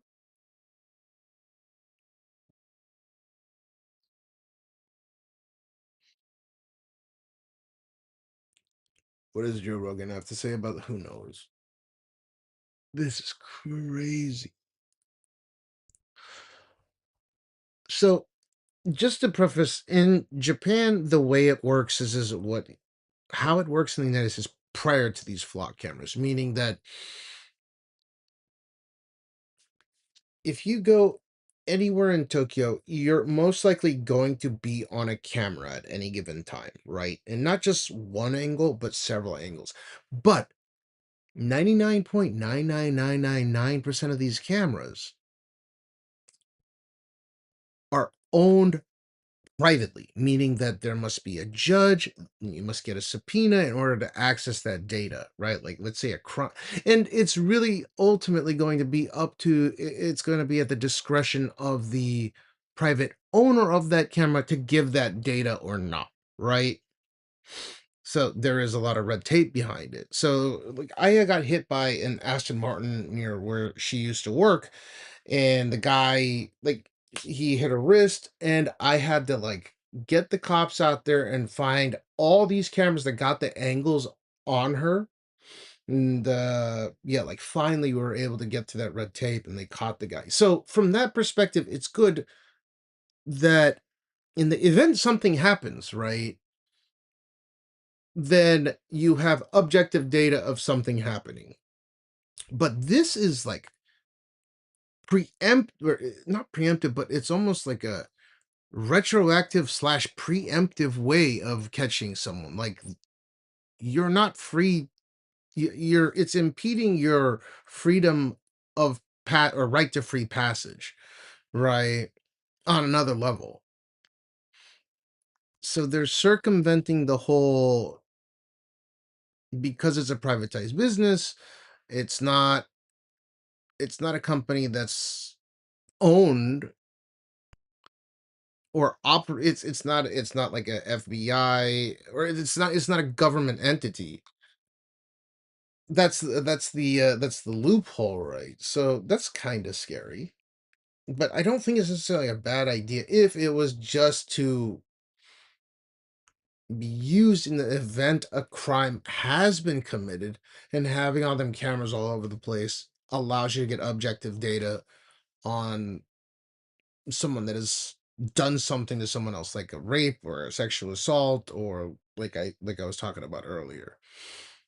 But just having these cameras everywhere, monitoring everything that you do, is crazy. I don't think they're going to be selling this data to China. At least I highly doubt it. Kite FPS regarding, do I think AI or these? It's not really. People need to stop calling AI because a lot of them misconstrue AI with AGI. A lot of people can't even tell what the fuck the difference is. Or if they think they know, they don't really know, right? But they can use AI to predict whether or not, when I say predict, use your metadata against you. So if you happen to hang with people, and within that group of people there's an ex-felon, then there's a higher likelihood that you'll be monitored even harder, right? Or even stronger. That's fucking scary. The preemptive ability to start monitoring you because you interact with somebody that might be an ex-felon or have a record or some stupid shit like this, right?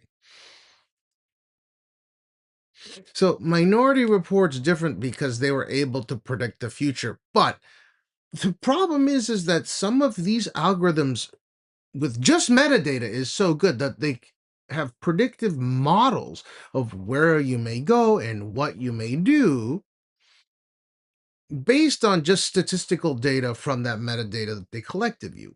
Again, I prefaced earlier saying they don't have your banking detail. It's metadata, right? They don't have your name. They don't have your social security number. They don't have your birthday. They only have the bare data, meaning your MAC address of your phone, triangulate, or I'm sorry, geolocated in a certain area, and that this MAC address will develop a profile over enough time, right? Whether it be through your socials or whatever, and you are consorting with another person of another profile, and then so on and so forth, right? They can go up the stack.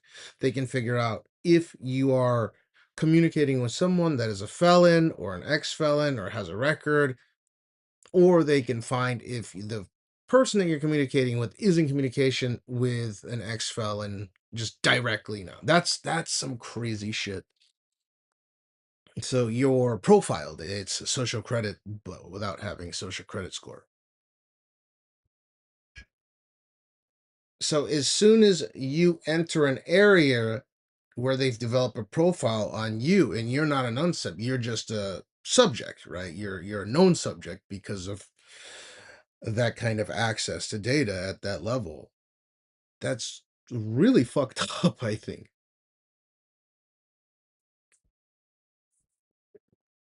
Again, I'm trying to impress how ridiculously powerful having metadata is to create a profile on somebody.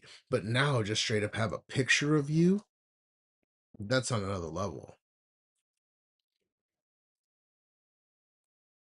Yeah. If they have a picture of your license plate, they have everything. So Anya 6 was saying that he's spraying a refractive coating. They have basically what's it called, a license plate refractive coating that I used to put on my cars as well, which doesn't allow the light, or it doesn't allow the light that that bounces off of your camera to line up and enter the camera itself. So it just scatters and it looks like it's blurred. It just looks like a blurred image. You won't get any information.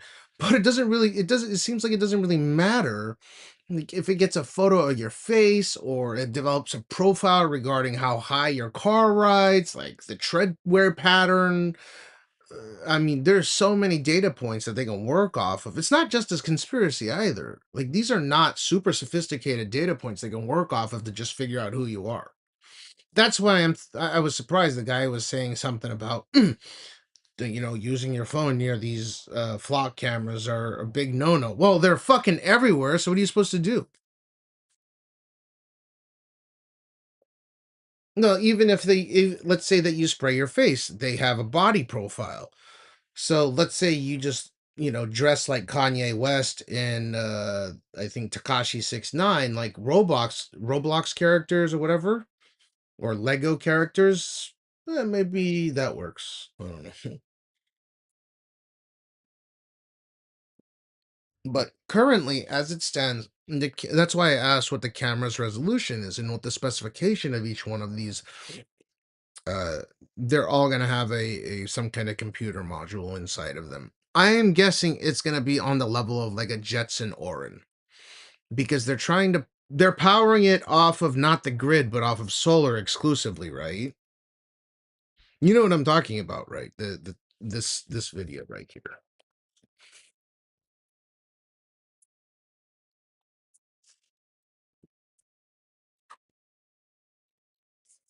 This you could just dress like this, and it would be pretty difficult to Yeah, if you dress like this, you're not gonna give it much to work with. Right, just go dress like this everywhere you go. Folks, I'm currently being stopped by police for doing a story on mass surveillance and a company that are putting cameras in your neighborhood. Flock safety. Let's see where this thing goes. That's scary shit, man. Glad I live in Japan, or that is going to be illegal.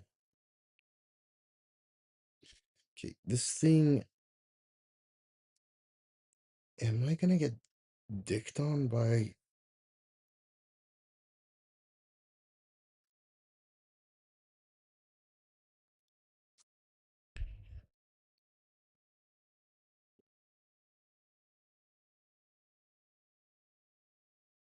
Okay, we'll leave here in about 15. I need this to finish charging, but that's about it.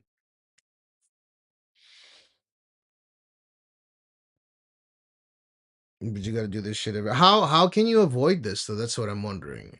Like, let's say Anya 6, he puts that coating on his license that don't really mean shit. This would make me pretty paranoid. I'd want to not go outside and be under constant supervision. But again, the practical upshot of something like this, so long as they don't abuse it like they're already talking about, is in the event the crime occurs, they can refer to something like this to get not eyewitness testimony, but closed caption cameras. But it should be where there's a bit of red tape where if a crime occurs, that crime must be committed. And in the event that crime has been committed, like again, let's say it's a rape or a murder or something, and they can just, okay, well, that was the last time this particular person, the victim, was known to be. Then they can go and search that, and then go and they can go up the stack, right? What's the specification of each one of these flock? Is it a Jetson, or is it a Jetson Orin? Is that what it is? Oh, yeah. Jetson Orin Nano. Watch, it's probably gonna be this. I have a feeling. Unless this is too expensive right now. Being the deal on automatic license plate reader ALPR tracking system using a Jetson or Nano and local cameras mimics the Edge AI concept of commercial system. Oh, they are using it. Wait. The Jetson or Nano provides up to 40 tops AI performance, making it powerful enough to run multi-stream object detection and license plate. Yeah. I fucking knew it. They're probably using Jetson or Nanos.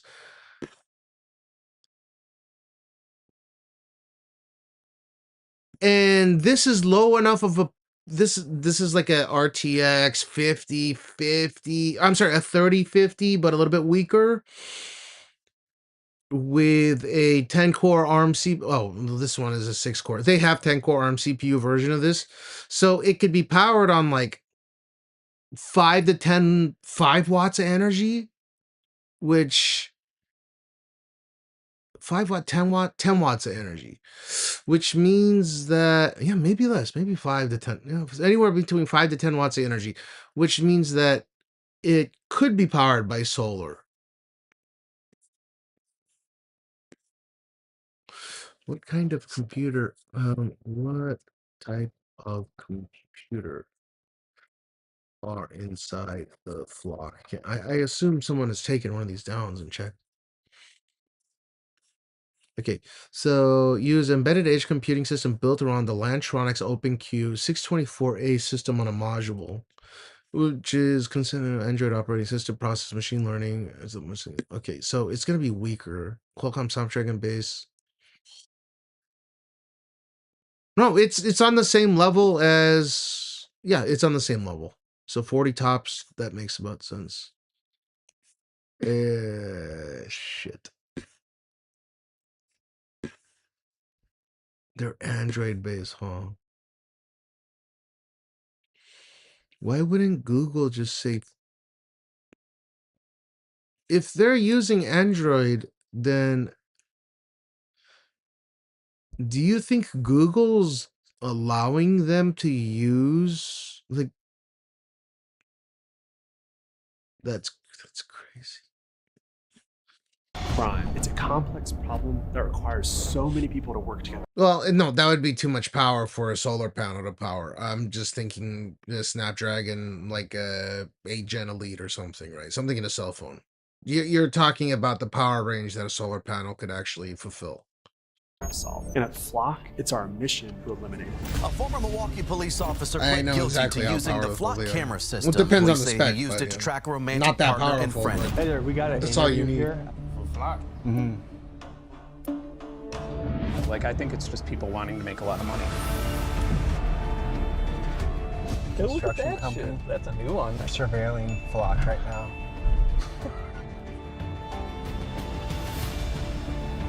Sir, you're under surveillance. What are you doing running around on the street? None of your business except for I'm surveilling you right now. Are you with Flock? No, there's a construction firm I work with, CSV. 99% match. They're trying to either gain access to the site and we don't want them on site, and I don't know if they're armed or not. Hello folks, I'm boots on the ground journalist Tommy G, and this is a Flock camera. And you may have noticed cameras like this popping up around your city. Hi, I'm Ben Jordan, a researcher and journalist. As of today, Flock Safety has installed over 100,000 cameras all over America, so chances are that Flock is in your city even if you don't know it. And today, we are teaming up to investigate Flock Safety. That's right, today we're gonna spy on Flock employees to see how they like being under surveillance. If you go to Google or Flock's own website, the address of their corporate headquarters will lead you to an empty building. The actual address is kept private. And today we even reveal their secret drone operation, and we get boxed in by police. We're going to Do they have drones already, Flock? When it comes to Flock, and arm you with the information you need to know about the surveillance takeover coming to a city near you. In this episode, we'll cover the arguments for Flock, and also the many arguments against Flock. Folks, we're here in Atlanta, Georgia on a surveillance mission. We are headed to Flock Safety, the headquarters. You probably have seen cameras from Flock in your city. And how are they getting there? Well, from city council approval. And I want to know what the will of the people is. Do they want Flock in their city? Because I do agree this is a complex issue with good points on either side. What is the slippery slope of what we're willing to allow under the selling point of safety, which is of course how they always make things more tight and tyrannical. So we're going to infiltrate, find our way in. I'll see you guys on the ground. So what we're finding here is it appears to be a nondescript building, which I think is kind of funny. We surveil people, but we also want our own privacy. Kind of a contradiction in my book. But so we're going to throw a drone up, do our own little reconnaissance, and then we'll move in on the target and get some license plates. We started off with a simple mission: surveil Flock employees to understand this company's attitude towards being watched. We were also going to film Flock employee license plates so I could bring this footage to Ben, run it through an algorithm, and understand how But if they do invasive that, this it's data harassment, gathering can right? be. But what we found is this multi-billion-dollar company was not so easy to Do you mind find. if I ask why Miguel had a he good has point, made you which was, overweight? like, if your son got oh, kidnapped. yeah, I got you, man. And yeah, I don't mind. I don't mind if you ask.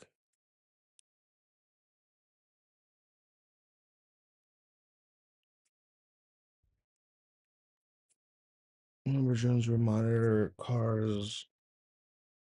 It's a song.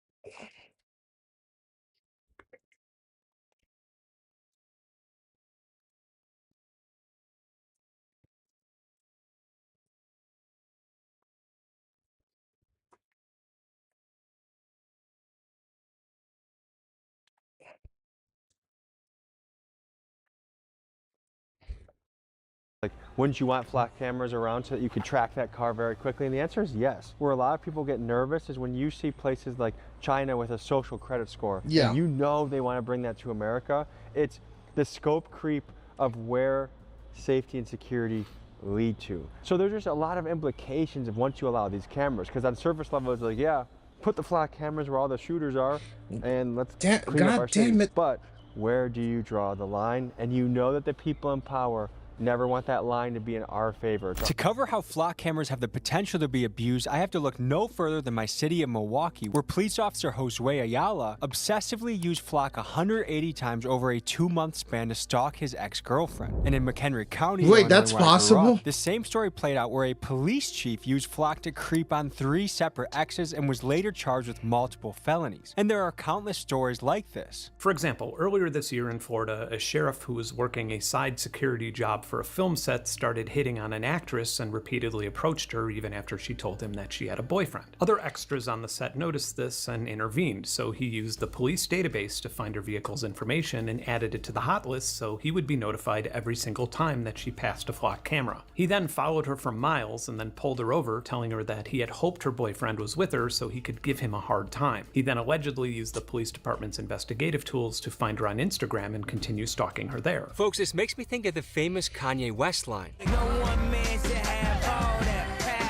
And let's be real, this is not a police problem. To me, this is just people not being able to handle this level of power problem. It's easy to say all cops are bastards when you hear stories like this, but let's be honest. Could you be trusted with this power? Think of a time in your life when you maybe thought that you were being cheated on by your partner. Do you think you'd be strong enough to resist being able to confirm if it were true? There's a very good reason that the Fourth Amendment exists, and there's a reason that up until these cameras started popping up everywhere, a cop needed to explain to an elected judge why they needed a warrant to give them the power to track someone. Yeah, I agree. So it appears no company logo on their building? No. No branding? No branding. It seems like they're trying to be relatively incognito and private, which I also enjoy that. We were initially trying to just get their employees' license plates on camera. I was almost picturing a corporate headquarters you drive in, big parking lot.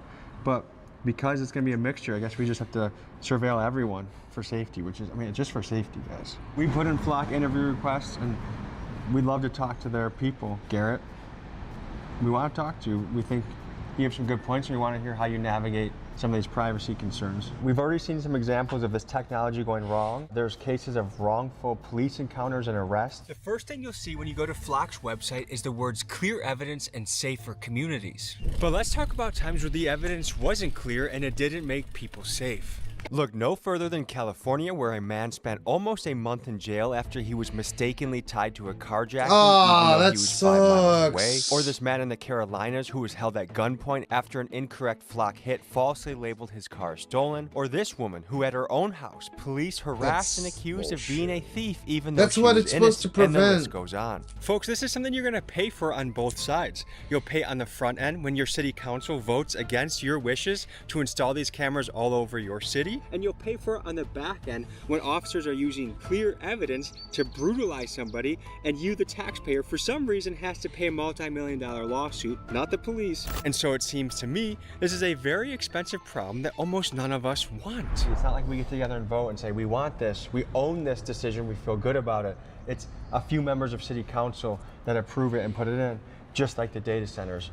And it's like, we'll see what the numbers are. I just put out a poll on my YouTube page. Let's see what the poll is. So just 27 minutes in, we have 1,100 votes, 94% no. And don't forget, vice presidents of such companies were caught logging into live feeds of girls' preschools and gymnastics classes for hours. We have to look into that. Flock's website claims that nobody from Flock Safety is accessing or monitoring your footage. However, through open records requests, I found out that they'd looked at our cameras over 1,000 times. This is Jason, a concerned dad and whistleblower out of Dunwoody, Georgia, who exposed a story about an alleged Flock sales demo that apparently involved Flock employees and police monitoring children playing within a Jewish community center.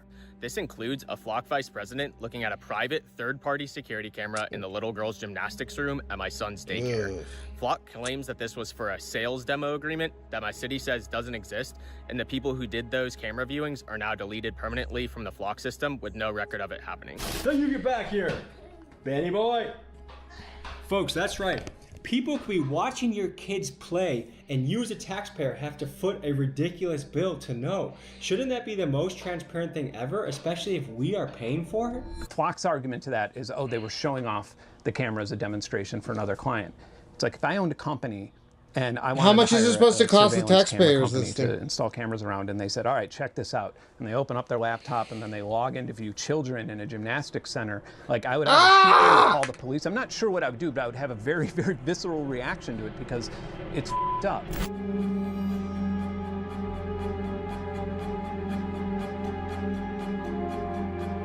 They're not even listed in the offices.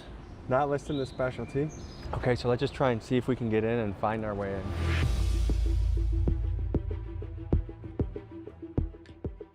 Morning, how are you? Good, I'm looking for some help. I'm trying to find the Flock Safety office for an interview.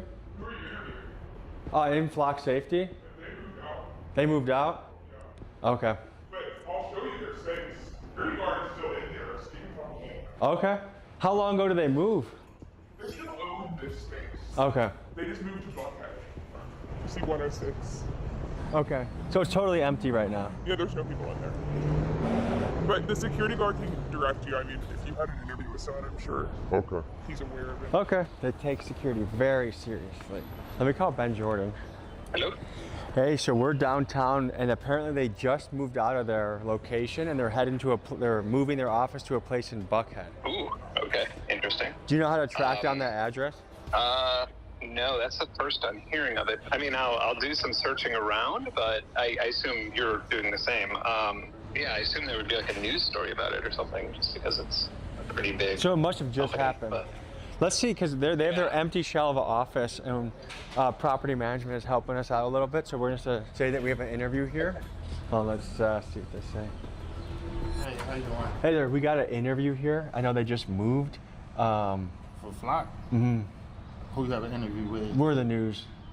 You know, so who you have an interview with? Garrett, ideally, but if there's another representative. You said Garrett? Garrett, the CEO? Or? Mm-hmm. Can you come on? Yeah, we're trying to get an interview today, yeah. Oh, no, yeah, but there's nobody here. Dang, so they sent us to the wrong spot. How long ago did they move? What, like 3 weeks ago? Yeah, but we don't have anything, so we'll see you guys. So did y'all talk to anybody to come here today, or y'all just came on? We just came impromptu, just like the cameras are springing up impromptu around the country, so we just wanted to ask about that. Oh, okay, yeah, nobody's here. Okay, where's the spot in Buckhead? We can't get that out. Yeah. What is that, like for security reasons? Yeah. Oh, so they care about security a lot, like their own privacy? Can they go? Thank you. Can we put a camera up by your house and your house? What, wait, you guys care about security here? Yeah, we also care about our privacy too, so. We'll see you guys at the next location, okay? That's the security guard right there. That's the same guy? Yeah, that's the security guard, 100%. Hey, sir, we're surveilling you. Is that okay? Do you consent to being surveilled? We're just filming you right now. Do you consent to us surveilling you with our cameras? Oh, well, we're doing it for safety. Oh, no, he's getting our license plate. What are we going to do? Sir, we're not having that. You filmed us? We're filming you double now. Oh, yeah. Get him, film him. Yeah, but it's not even this guy that's the bad guy. You feel uncomfortable at all? Can you send my regards to Garrett, please? Sir, are you calling the cops? Yeah. He's calling the cops on us. I don't feel safe either. We should call our cops too. Sir, do you feel in danger right now? Why are you calling the cops? You gotta tighten up, man. So I pulled the records. Piedmont Reality Trust bought a building for, essentially did the business of buying a building for Flock, a 35,000 square foot lease at the Medici, 3284 Northside Parkway. Okay, we're perfect. We're 11 minutes from there. Are you guys nervous at all? A little bit. They might know we're coming though. Yeah, they definitely know we're coming. So let's scope it. Is this also mixed use residential? Yeah, these are all residential right here. Okay, so what do we got here? It looks like they've got mostly privacy windows. If you want to make your voice heard, you can visit people in person. And obviously, we advise you do that peacefully, respectfully, politely. We are about to reveal Flock's secret new headquarters that they quietly moved to, but first give me 60 seconds to tell you about the sponsor that helps make today's video possible. Today's video covers privacy. And you should know not only are you probably getting tracked as you drive, and it's almost certain that your personal information has been leaked. Is this on the guy internet. You see, scamming, fraud, and identity theft is at an all-time high, and much of that is because of 5 big-time data breaches that happened in the last Dude, this years. is crazy. Don, you know about this Flock shit? Why am I paying for YouTube Premium getting ads? Keep you and your family safe. Thank you, folks, and now let's get to the video. After digging into real estate records, we found that Flock appears to have secretly relocated their headquarters to this building F-L-O-C-K, right the here. cameras. We the people, our voice have just not been heard, it feels like. This pressure adds up, and we need to use it. You know about it? We are the Wow. ants, and the ants can win against the grasshoppers This is if we insane. team up properly. They've been here for about 3 weeks now, and I don't see Flock anywhere. It seems they're looking for some privacy. Good morning. How are you? Oh, we're just here for a meeting we're going up to. Beautiful building. So, gentlemen, FYI, real quick, you want to be taking photos of something in the building? Where's that at? For an interview at the Flock headquarters. Sorry, I was talking about. Okay, that's okay. Oh, you can't. No, sir. Sir. Sir. What? The floor's a lockdown, period. And sorry, is that rolling right now? You need to cut that off. No, Film? Can you get that out my face, please? We're just going up for an interview to the Flock building. No, sir. You can't do anything like that. You don't have point of contact or anything like that? No, sir. You're telling me the Flock people told you to say no? Because they didn't say no to us. That camera is catching it. Yeah, this is crazy. This is... Wait. Do you guys think it's worth UK? Oh, thanks for the 5,000 biddies, Thorin. Yeah, dude, we're still trying to get him this this bike, so I'll definitely get that to him. Dude, thanks so much. He's at school right now. We let him go shopping spree yesterday. You can go check it out on well, earlier this VOD. Plus we got I'll show you. For Gene. Yeah. Happy birthday, bud. Yeah, if you guys want to trigger that hype train, then you're welcome to do so. I'm finishing this. I need I need this to finish charging this modem, and that's it. To go, please. Can you please leave the building? We have something. Can you please leave the building? Seems like privacy. Yeah, is we top did. priority We here, did. It huh? was super cute. Thank you. Appreciate you. I put the Flock picture in the new Discord. Office in is general here in chat. this building. They don't want people to know that. I get And you. obviously they have their guys at the front keeping us out. He's doing his job. I get it. So far on Instagram, 8,000 votes. 91% no from 1 hour ago. So far on YouTube, 1 hour ago, 3,500 votes, 93% no. I wouldn't even want flock cameras. Wait, installed on my can someone answer me? Is this more intrusive than the system in the UK? The Big Brother shit in the UK? I'm genuinely curious because I have family in the US, and maybe it's just not so wise for them to, like, they need to take precautions. I don't know. Maybe they don't know, or they don't care, or it's like, I have to contact them and tell them that this exists and to, watch your six type of situation.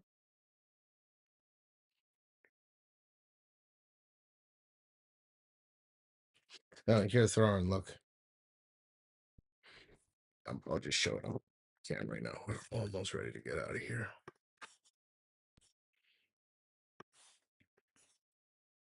But yeah, we did. That was yesterday, but he's been getting toys since Friday. Here. He's putting stuff in his baby stroller. And then we ended up getting a cart for him and stuff. He's got Ace of Spades. Thank you for the tier 1 for 58 months already. Appreciate it. Yes, sir. We're almost good to go. I'm just trying to make sure that this is all charged up before we do, because I'm using new batteries right now, and I don't want it to.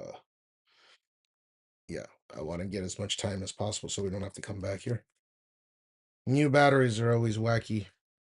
Yeah, good morning, Ace of Spades. One more person will trigger it.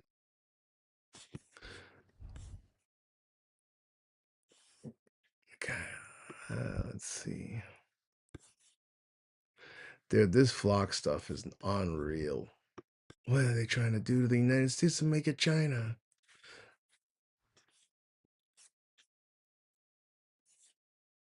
Nemesis neighborhood. What's bad for America is bad for Americans, period. Folks, I love this country, but let's be real. Who here watching actually trusts the federal government? Not me. A good case study we can look at is in Minneapolis, where ICE agents Not use fully, flock but competitor vigilant solutions for the stated mission of tracking illegal immigrants. Over the course of their operation, ICE agents disregarded the rights of citizens so many times that even the Twin Cities police chief acknowledged that ICE personally violated the rights of hundreds of his citizens and even some of his own off-duty officers. Recently, as the last 2 weeks, we, as law enforcement community, have been receiving endless complaints about civil rights violations. So I saw that as well. This is the first time, and the last time I heard about Flock is several months ago. Because local people keeping people out. Yeah, but now they have 100 and something thousand units across the country. And the specs on these things are like a flagship. They run on like 4 to 5 watts. Snapdragon 8 Gen Elite running Android. So they absolutely on solar. Can't though, there's over 120, 140,000 units, someone said.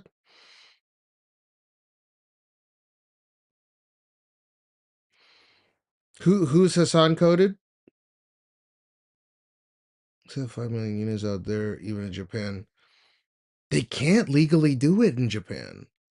That's why it's privatized. So we've always had a shit ton of cameras everywhere, but those were private cameras. Now, depending on specific commercial areas where they collectively agree to have like what do you call it? Like police cameras, like on the Strip or something on Fremont Street where there's high traffic, that's another story. This YouTuber is like Hassan. No, he's like against the what do you call it? Observation. But I don't know. I don't watch Hassan's shit. I just know he's like pro-communism. And folks, I know this firsthand. I have a family member in Minneapolis that got boxed in while trying to make a deposit at the bank for the suspected. Yeah, no, I know, but there's 120,000 of of them or 140,000 of them who are now. American citizens that You got can't pulled off the keep job, cutting all those beaten, down. detained, and kicked out of an ICE vehicle. I'm literally a U.S. citizen. State Representative Michael Howard says he's spoken to them, and they've both since been released. No, look, if they were cutting them down, right? How many flock cameras are operational in the United States? If they're cutting them down, they're going up fast. 120,000 are up right now. I mean, even if they're cutting them down at a certain rate, in 49 states, they're going up faster by a significant margin than what's being cut down, is what I'm saying. And yeah, if they get cut down, that's a probably grand larceny for the cost of one of these things. Just expensive enough to make it, grand larceny. I do remember that some people were cutting them down or whatever, but I mean, they're not.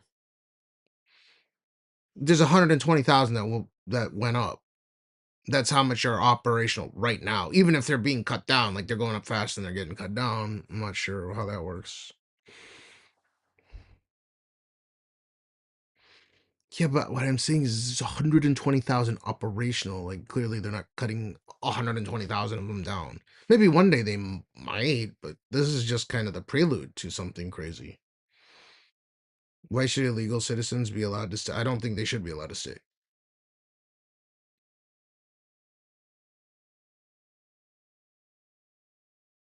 Okay. Bro, and folks, the point is this. This is not a debate about whether you agree with ICE using aggressive methods to round up illegal immigrants. The bigger picture is knowing that the federal government is able to use any excuse they want, hiding under the guise of public safety, to fiercely crack down on whomever they choose. Yeah. Today, the target is illegal immigrants. Tomorrow, the target could be you. The next guy we're gonna meet is Ben Jordan. I think he has done the best journalistic work on flock cameras. Very interesting guy. Excited for you to meet him. Cool spot, huh? I'm Ben Jordan. I've been a musician my whole life. I'm a researcher. I have a YouTube channel that usually does science education, some journalism. Recently, the surveillance and privacy stuff has kind of blown up, and I've weirdly been at the center of it. So, what do you make of flock safety? I view it a little bit less nefariously than some people do. Like, I think it's just people wanting to make a lot of money. It's Mark Andreessen, who he's the person who has invested the most money in flock safety. Mark Andreessen, whose venture capital firm Andreessen Horowitz is Flock's biggest institutional investor, was just appointed by the Pentagon to their defense policy board. So for the people wondering about Flock's proximity to federal power, their eyebrows can only raise after news like this. Mark Andreessen has been involved in the Cambridge Analytica scandal. He's been fined. I mean, like, he has this long laundry list of privacy violations and making money off of people's data. And then I see the rest of it just like your standard move fast and break things tech company. They're just trying to grow as fast as they can so they could reach an IPO. When it comes to like security vulnerabilities, when it comes to legal vulnerabilities, I believe that they're just trying to kick that can down the road until they launch an IPO, and then it could be deducted from people's 401k when they have to pay the fines on it, or when they have to take down 100,000 cameras because of security vulnerabilities. Would you argue that flock cameras do make cities safer? No, but I also wouldn't argue that they don't. My only argument that they wouldn't make cities safer is because you're taking money from things like community policing and putting them into a third-party tech company and paying $200,000 for a drone that costs $15. When I come to the U.S., they'll call me an illegal immigrant. Yeah, I'm sure, because of all the accounts I have with Chase. He uses a ROG like you. Listen to this commie. Is he really? What do you mean he's a commie?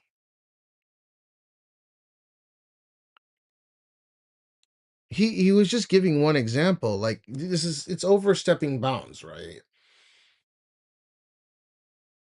they're using it to preempt things rather than to use it. Like, let's say that he is pro-leftist or whatever. It doesn't matter at this particular juncture. The deal is like whether he's left or right is irrelevant in this particular context. It's that they're using this technology to preempt what's going to happen when it's a private business and not directly controlled by the government. That's fucking crazy. $15,000. To understand how law enforcement actually views flock, we spoke to 3 different perspectives: an Indiana police chief, a Wisconsin sheriff, and a veteran officer in Georgia. Currently, we have 850 cameras in our city, and what it's utilized for is to monitor business districts, residential areas, hotspots, and our city parks. To have 850 cameras running in this town of 26,000, what is the annual budget to keep that going? Well, they last pretty long, don't get me wrong, but when it's time to replace them is when it gets expensive. Right now, my budget for technology as a whole, I probably spend just close to $600,000 a year. That would be the equivalent of 6 officer salaries. But the job that it's doing is doing the job of probably 15, 20 officers. Could you say without a doubt this technology makes your city safer? Without a doubt, it makes it safer. I wouldn't know what to do without it. So working with Flock, what was your experience like with them? Our experience working with Flock has been fantastic. We use them to really help and provide us a lot of coverage in the rural parts of Dane County. Do you think they're forced to say this? 1,000 square miles of patrol area, including 41 square miles of waterways here in Dane County out of the 1,200. So the use of the technology was fantastic because it allowed us to be in places that we couldn't be. So overall, they helped us solve numerous crimes, including homicides, but also they helped us find individuals that were missing. So it played a significant role in allowing us to keep and maintain the peace in the rural parts of our community, which is typically very different than in the urban parts of a county. It did not gather any sort of driver information, race, gender, or anything to that extent. Like, let's say if you have a missing person and they're like an elderly person with dementia and they're in danger of dying because they're dehydrated and they're driving around not knowing that they're fucking dehydrated, then it can help with stuff like that. Or oh God, kidnaps a child. Shit. So what are we looking at here? This is just one of the Flock cameras. Can I ask you how you got your hands on that, or is that classified? eBay. eBay? Yep. Okay. And tell me what goes through your mind when you look at this piece of technology. I get kind of frustrated because they're very expensive and it costs tax money, and just the fact that it's tracking everyone everywhere you go, regardless of if you're on a list of like wanted people. So you have to be in a funnel for most license plate readers, but for Flock, it's everyone. Yes, and it's nationally shared across like pretty much every police department. And another thing to add on to what he was saying is there's something called Flock Nova, which uses something called OSINT, or Open Source Intelligence, which is your Strava bike rides. I can go. I'm ready to go. Searches that are public, your Google, all of your data that's online gets combined with your police record and with your social security number and with your address and all that stuff. And then with your location everywhere you've been, as you go from like license plate detection to porn site search super fast. To me, it's clearly a Fourth Amendment violation. I noticed that Flock was actually pretty big on privacy. Do you think that's a bit of a hypocritical stance? Yeah, of course. When initially looking into the company, it just randomly, I noticed that the CEO bought his house through a trust so he could hide his address from the public. The new office address that I got, that I found for you, it's not listed publicly online. And like when you told me that, I just knew to look for realty trusts. So it was like, oh, okay, a realty, they probably got this through a realty trust so they could make sure that nobody knows where their office is. You have this $7 billion company and you don't want people to know where your office is located? Like you're that private? Like I don't have the option to leave my driveway and go to Chick-fil-A without them knowing where I am, but I can't know where their office is. You have some cities where crime has increased after Flock came around, and you have some cities where it's decreased. There's not been an actual good peer-reviewed study on if license plate readers are effective or not nationwide. How accurate are these license plate trackers? They're pretty accurate. What do you say to the citizens that say, I don't want this in my city, it's an invasion of privacy, I don't like this? We're not here to watch you. You do have an expectation of privacy inside your residence. But this is no different than people with Ring cameras and cell phones. Once you step outside your house, that expectation of privacy is gone. They sort of act like they weren't able to catch criminals before that. Like they weren't able to call another police department and say, hey, we have a red sedan being driven by somebody who looks like this with this license plate number, watch out for it, and then be able to find it. Or as if traffic cameras hadn't existed before flock safety, or as if ALPRs haven't existed before flock safety. I often want to tell police, like, give what's an yourself a little more AMPR? credit. Like, don't let this multi-billion-dollar company take credit for your hard work. Like, you're the one solving the crime. I could push a button on some of these cameras and log into it and delete and change and modify data.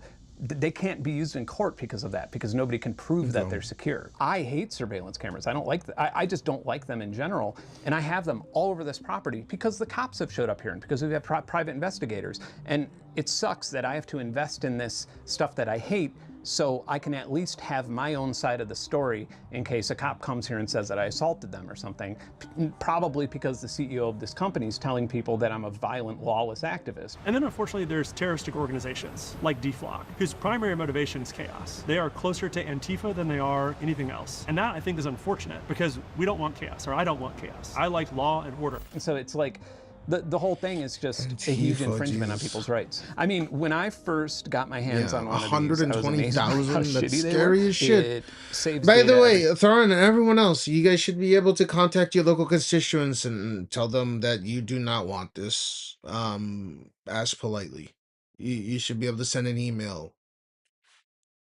Time it detects motion, and then it has both a Wi-Fi and an LTE radio inside, and then it uploads images and data from that, from what it detects. This costs $3,500 a year. Each camera that's up is $3,500. $3,500 for this. Yeah, I mean, this is the cheapest one. This is the cheapest one you could have. Yeah, so if That you have sounds like 10 about in your right, city, that's $35,000 a year. I'm Isaac. I'm just a student, and my school pretty much picked up, I think, 48 of these over the course of the last 2 years. But I noticed on campus there were a bunch of these little devices with a Flock logo. It turned out that they were microphones. I looked into them, and I found a press release from Flock where they explicitly stated that they were only gunshot detectors and they would delete anything outside of a gunshot. I think about 2 months after I started looking into it, though, they sent a software update over the air. So now all of these microphones that are spread all over my college campus, they are just actively listening for voices now, which is very uncomfortable, and I'm not particularly happy about that.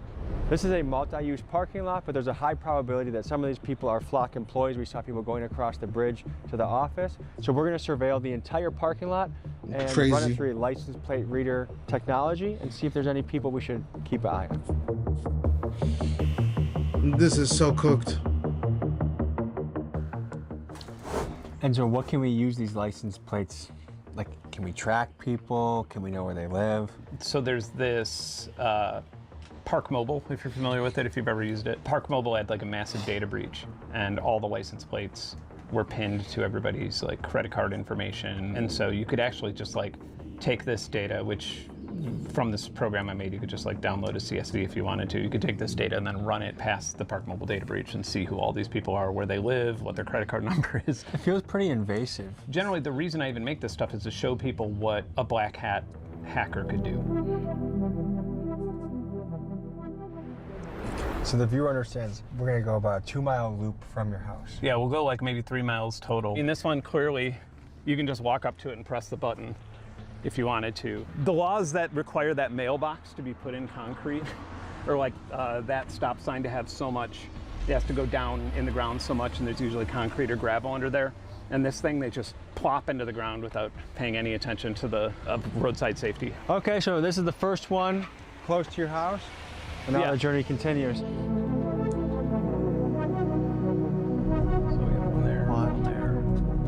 After seeing over a dozen cameras within a short distance from Ben's house, it became clear he couldn't even go get gas or take a shit without being surveilled. After realizing this uncomfortable reality, we next went to uncover Flock's secret drone facility, where we soon discovered something strange. Whoa. Yeah, I guess this is the drone facility. Again, no company logo. This looks like an Amazon distribution center. Yeah, okay, yeah. I'm pretty sure this isn't a construction company that we're at. I'm pretty sure this is a fucking... This is all like shadow names, or? Yeah, OES equipment. I mean, as far as I know, we're on public property right now, so. This is the most heavily guarded construction look at that company. Shit. That's a new one. This must be a prototype.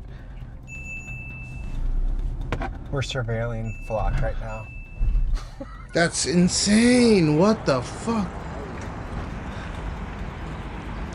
Thank you, Reactable. How's it going, man? Yeah, he's 3 now. Oh, we just brought our own Flock camera to the situation. Are you a Flock guy? Okay. Wow, you got some cool cameras over here too. Oh, it's okay. I'm just gonna get your license plate if that's all right. Huh. You're under surveillance, sir. That's funny. Sir? Sir, you're under surveillance. You okay? Oh yeah, we're just surveilling the scene.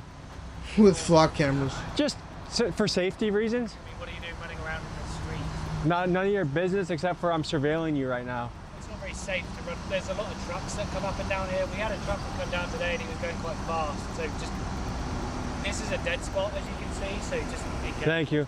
Are you with Flock? What? Are you with Flock? No, there's a construction firm I work with, CSB. Oh, he's doing the back maneuver. All the Flock cameras on his trunk said that. Oh, what the? This man, James Boyce, is a former British Army veteran and a current Flock supply chain manager. Not only did he lie about working for Flock, which I'm guessing is probably normal at this company, but he also implied to Georgia law enforcement that I could have been armed, and we'll soon see if that puts my life in danger. They're a very secretive company for a company that doesn't want your secrecy to be preserved. Nondescript building, no signage. We'll track some of these license plates to make sure there's nothing nefarious happening around here. And if they're against that, then they're a left-wing activist. I'm trying to talk to Flock. You guys gotta go. This is private property. You're not allowed here. I'm sorry. If that's one of ours, we'll take it back. No. We got it from eBay. Oh, okay. Well, We were trying to talk to Flock guys. I can't help you there. Okay. We got it from eBay. It's Low. for safety reasons. You're being watched. It's up above the static. It's kind of nuts, isn't it? Have a good day, sir. So it appears this entire That's building hilarious. is under kind of a front company within Flock. And I would guess a lot of their company is structured like that. It's umbrella companies, LLCs, C Corps that own this, that are connected to that.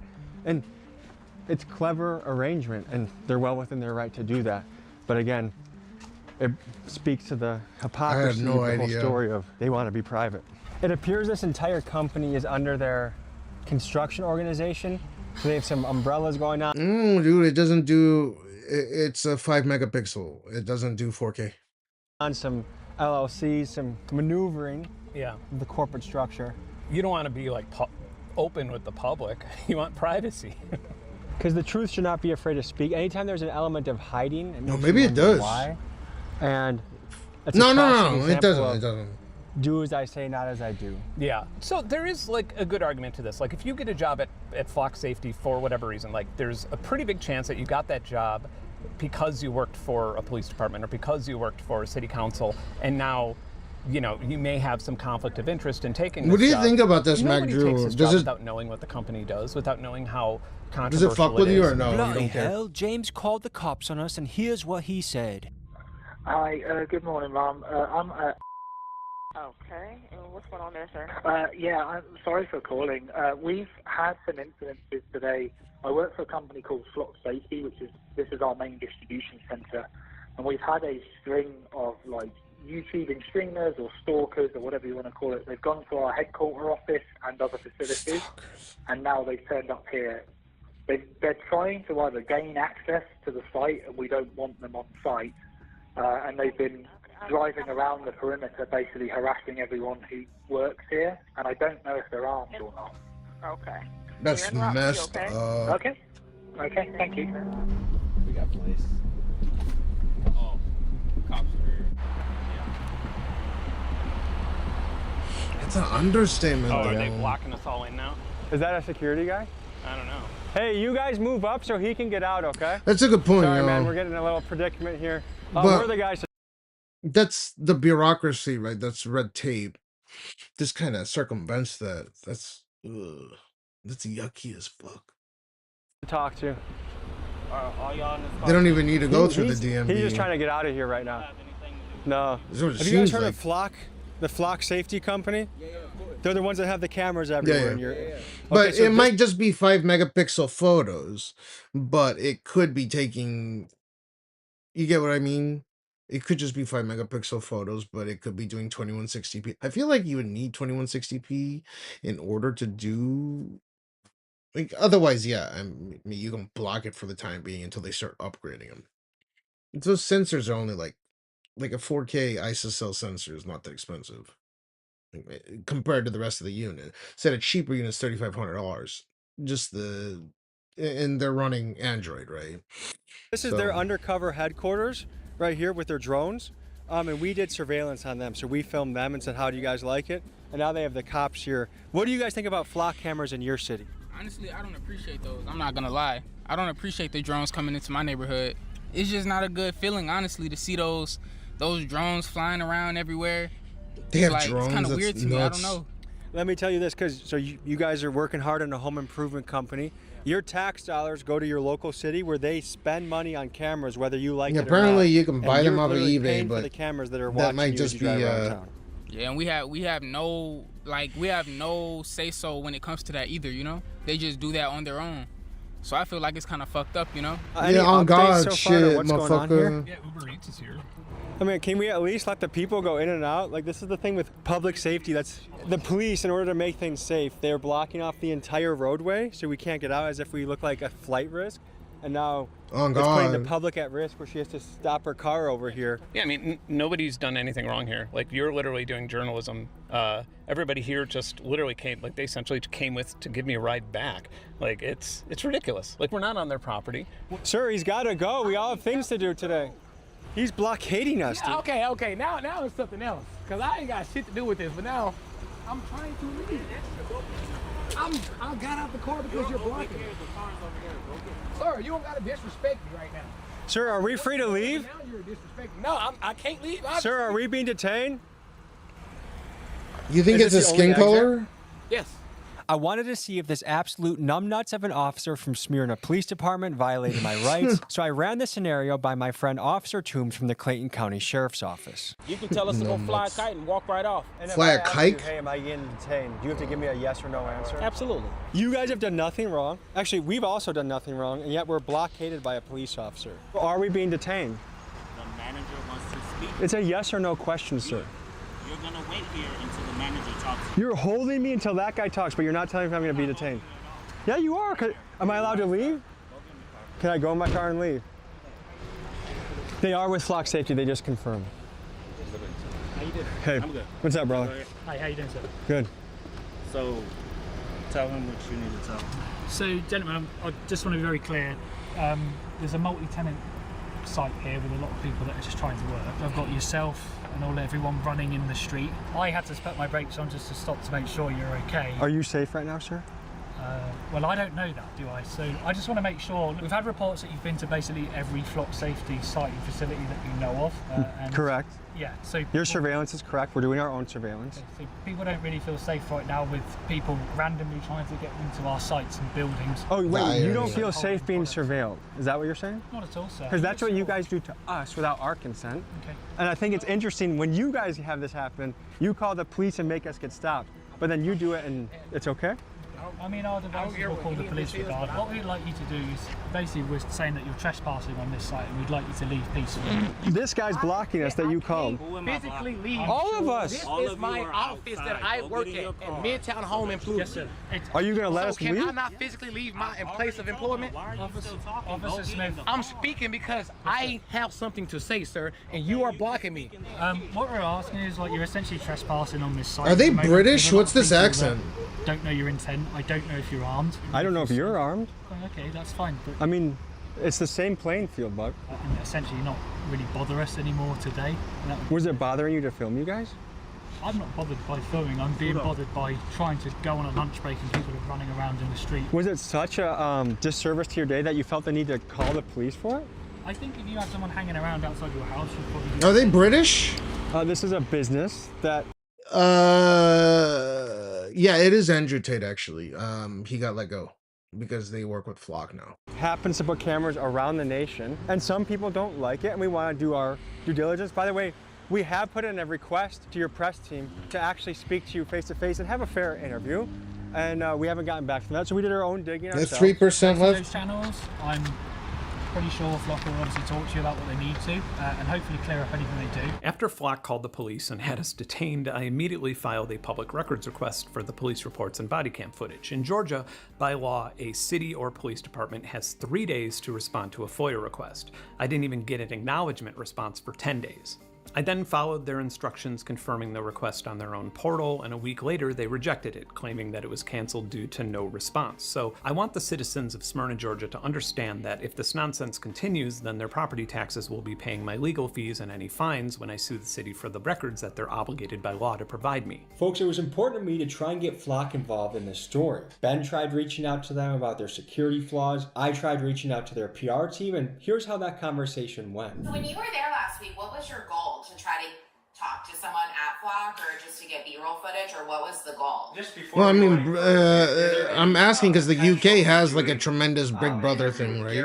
Walking one of the headquarters, whether it's the drone facility. Well, Max, you don't care in general? My question for you is, if this is like Even if this is invasive. get Garrett in a weird position and ask him a bunch of Ben Jordan-esque questions, I'm not sure that that's a really good use of his time. So I just am curious, are you coming in it through like a fair lens? Or are you coming through it, are you coming at this from like a sensationalist YouTuber lens? I know, but there are a lot of people working there that are British.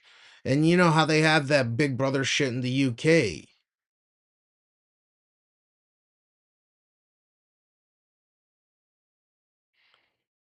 That's what I'm saying. Like our Orbis systems are developed, the Orbis, the what do you call it, the automatic traffic camera system.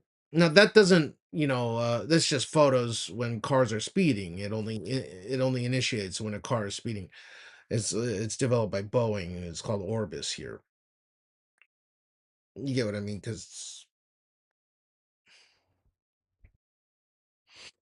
I don't think it's sensationalist. Afraid of is the potential for a mass surveillance state once it's in place and the scope keeps creeping, or a national emergency comes in. Then all of a sudden the rules change, and something that's we were told came into our communities for one reason is now used for a much more draconian reason. And I think that's the other thing that people would be afraid of. Logistically, Yeah, that's what I'm saying.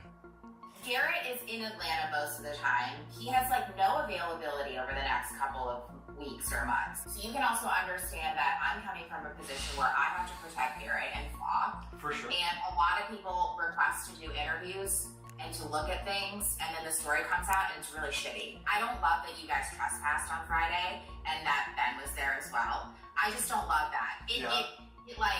It sends a weird message because I'm putting faith. If I tell you we're gonna work together, I've never worked with you. I'm not saying that's a bad thing. I'm just saying like, never worked with you. I'm gonna kind of put my trust in you. And I just know right now that you guys trespassed on our property. Yeah. And it felt invasive. But Momo, does that prove my point of it feels invasive? That's what that's the point I'm trying to make exactly. I understand. You're saying it feels invasive that you guys were on our property, but Flock cameras being on public roads, taking pictures of public license plates, which is the point of a license plate, I don't believe that what a Flock camera is invasive. I got kind of freaked out at the beginning, which you're like, this is what it's like to feel your privacy invaded. This is how people feel about Flock. And I'm like, I understand that's how people feel, but that's not what Flock is. And so if you're open That's not what the Flock. in a fair way, sure. I don't want your segment to be like Flock wouldn't participate because we have nothing to hide. But folks, Yeah, Flock well, did hide, after and I they heard sent me her, an I email agree, yeah. saying they were not going to participate, and it made But a me lot of those ask, guys do you guys get sounded the impression British, though. that they are a transparent company, and do you feel comfortable about them putting cameras in over 6,000 cities around the country? so And folks, for reference, months ago, Ben Jordan tried to discreetly tell Flock about security vulnerabilities he saw to help them fix it, and this is how they responded. So to give you a comparison of how security vulnerability reporting usually works, when I found a mild encryption vulnerability in Ring cameras or vulnerabilities in surveillance robots, the companies immediately reached out to me and offered to pay me to help them document and mitigate the problems. I know of 3 separate security researchers who reached out to Flock Safety about vulnerabilities and were immediately given a non-disclosure agreement. This happened with John Gaines, and the irony is, if they acted ethically and transparently with John, then the vulnerabilities probably would have been fixed before I even started making the video. And then this is the incestual relationship between Flock and police departments, where now all of a sudden journalists looking into Flock. This is their hidden drone headquarters that we're looking at. We were at their other hidden locations earlier this morning, and we're probably on the list now, right? I just need you to leave. Brother, you call the people that are blocking us in. Do you see how that's counterintuitive? Taxpayer funded, by the way. This is pretty, it's pretty great. That's crazy. Alrighty, so we got 1 cop, 2 cop, and then we got the Flock employee who doesn't like being filmed himself that called the police for us filming him. So make it make sense. I appreciate Ben for joining me. Ben is a YouTuber that I've watched to learn and inform myself on this issue. Highly recommend you check his channel out. The link is in the description. And keep learning, keep reading, keep asking questions. That's our duty as a citizen. And we'll see you at the next story. Peace. Jesus.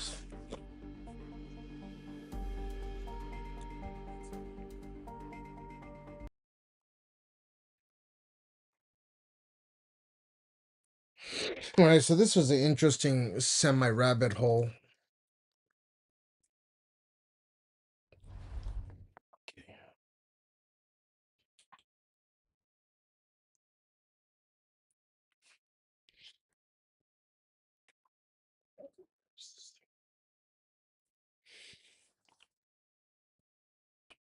Okay.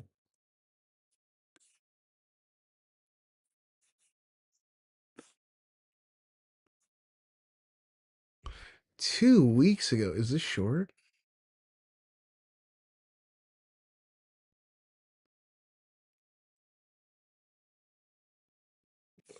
That's some insane stuff. I kind of want to see. Dude, this has already been around for.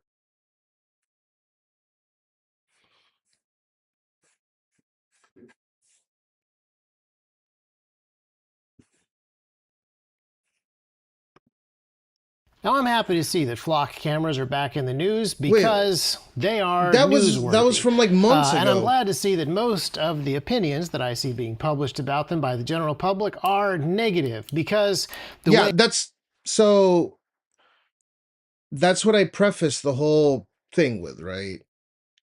Is if it's not preemptive, if something occurs and it's used to prove that something occurred, that a crime occurred, that's completely reasonable, right? You have no expectation of privacy once you're outside, right? That's fine. There's enough red tape that stops that stops your average Joe from like being able to obtain that data for no reason except to solve a crime that was on that camera, right? But they're talking about like preempting shit. ways that Flock cameras can be misused are pretty negative. However, even though I don't want to take anything away from the cautions that we have about the cameras are only the tip of the iceberg. And so today I want to talk about what the real threat is inside of Flock Safety, the company, but also similar companies that are coming and rather inevitably.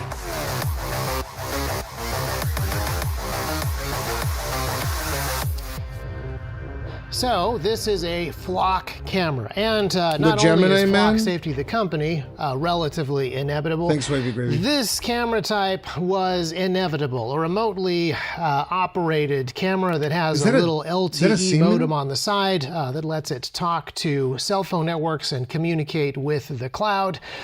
They generally all at this point have solar panels on them, makes them pretty easy to spot. But ultimately, the hardware of these different cameras is not that different from your phone. It's got a camera, it's got a brain, it's got storage, it's got a battery. The solar panel is the only kind of new thing, and it talks to the internet and puts its stuff in the cloud. As these components got cheaper and more ubiquitous, these solar power... If people were really serious about it, it would not be difficult. Like, it's all wireless, it's all self-contained solar. It would not be difficult to jam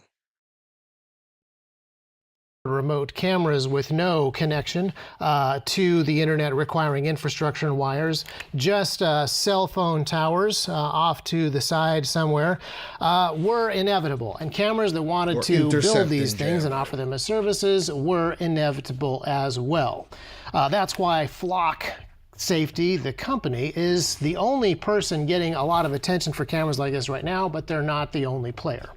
But the issue with these cameras are many. The hardware of the camera means that the storage device inside of here that captures all the imagery is not secure. Physical access to this device is simple, and then the data that is on there is Of course, jamming's illegal, but I'm just saying, instead of physically damaging these things, right, I think it would be a lot more sensible to jam these fucking things. Right, because apparently people were going and actually cutting them down or something, which is the reason why I heard about it to begin with. And now that you know that they're using like simple Snapdragon modems and stuff, they're not that difficult to actually jam. Of course, I understand that jamming is illegal, but it seems more reasonable, and you can cast a much wider net, you know, if you were really an activist, than to physically destroy them. That's all. That data is transmitted to the cell phone networks, also not entirely secure. But the biggest issue that I want us to focus on is the giant database full of information up in the cloud, where all of the data captured by the camera lives after it's transmitted from the cell phone network. This right here is where we want to spend a lot more. Kind of reminds me of that that movie with Johnny Depp, Christopher Nolan movie. I forgot what the name of that. Damn, I'm losing weight like crazy. The AGI, Johnny Depp ends up becoming AGI or whatever. This kind of reminds me of like the beginnings of that. It's kind of creepy. Our attention. Transcendence I would say a lot or more of something? our negative attention. This is where the misuse happens. This is what separates Flock Safety cameras. That, and it can be used to yeah, that's absolutely correct. Again, that's where they have to pass legislation. I wouldn't even care if the government were directly accessing that, so long as there were proper procedures, right? But this is kind of they're allowed to do whatever the fuck they want because it's a privatized company, so there's like there should in theory be red tape, but it's really just a way to circumvent what the government's not allowed to do, which is fucking crazy. From regular security cameras. This is where we need to be attacking the misuse of the data and the large database and the AI models that manipulate the data inside. If we get too focused on the cameras, I think that we miss this. Now, really the only thing that they should be doing is it's either going to be after the fact, or preemption is only due to them existing. So it will decrease crimes because people will think twice about committing a crime, knowing that these fucking things exist all over the place, right?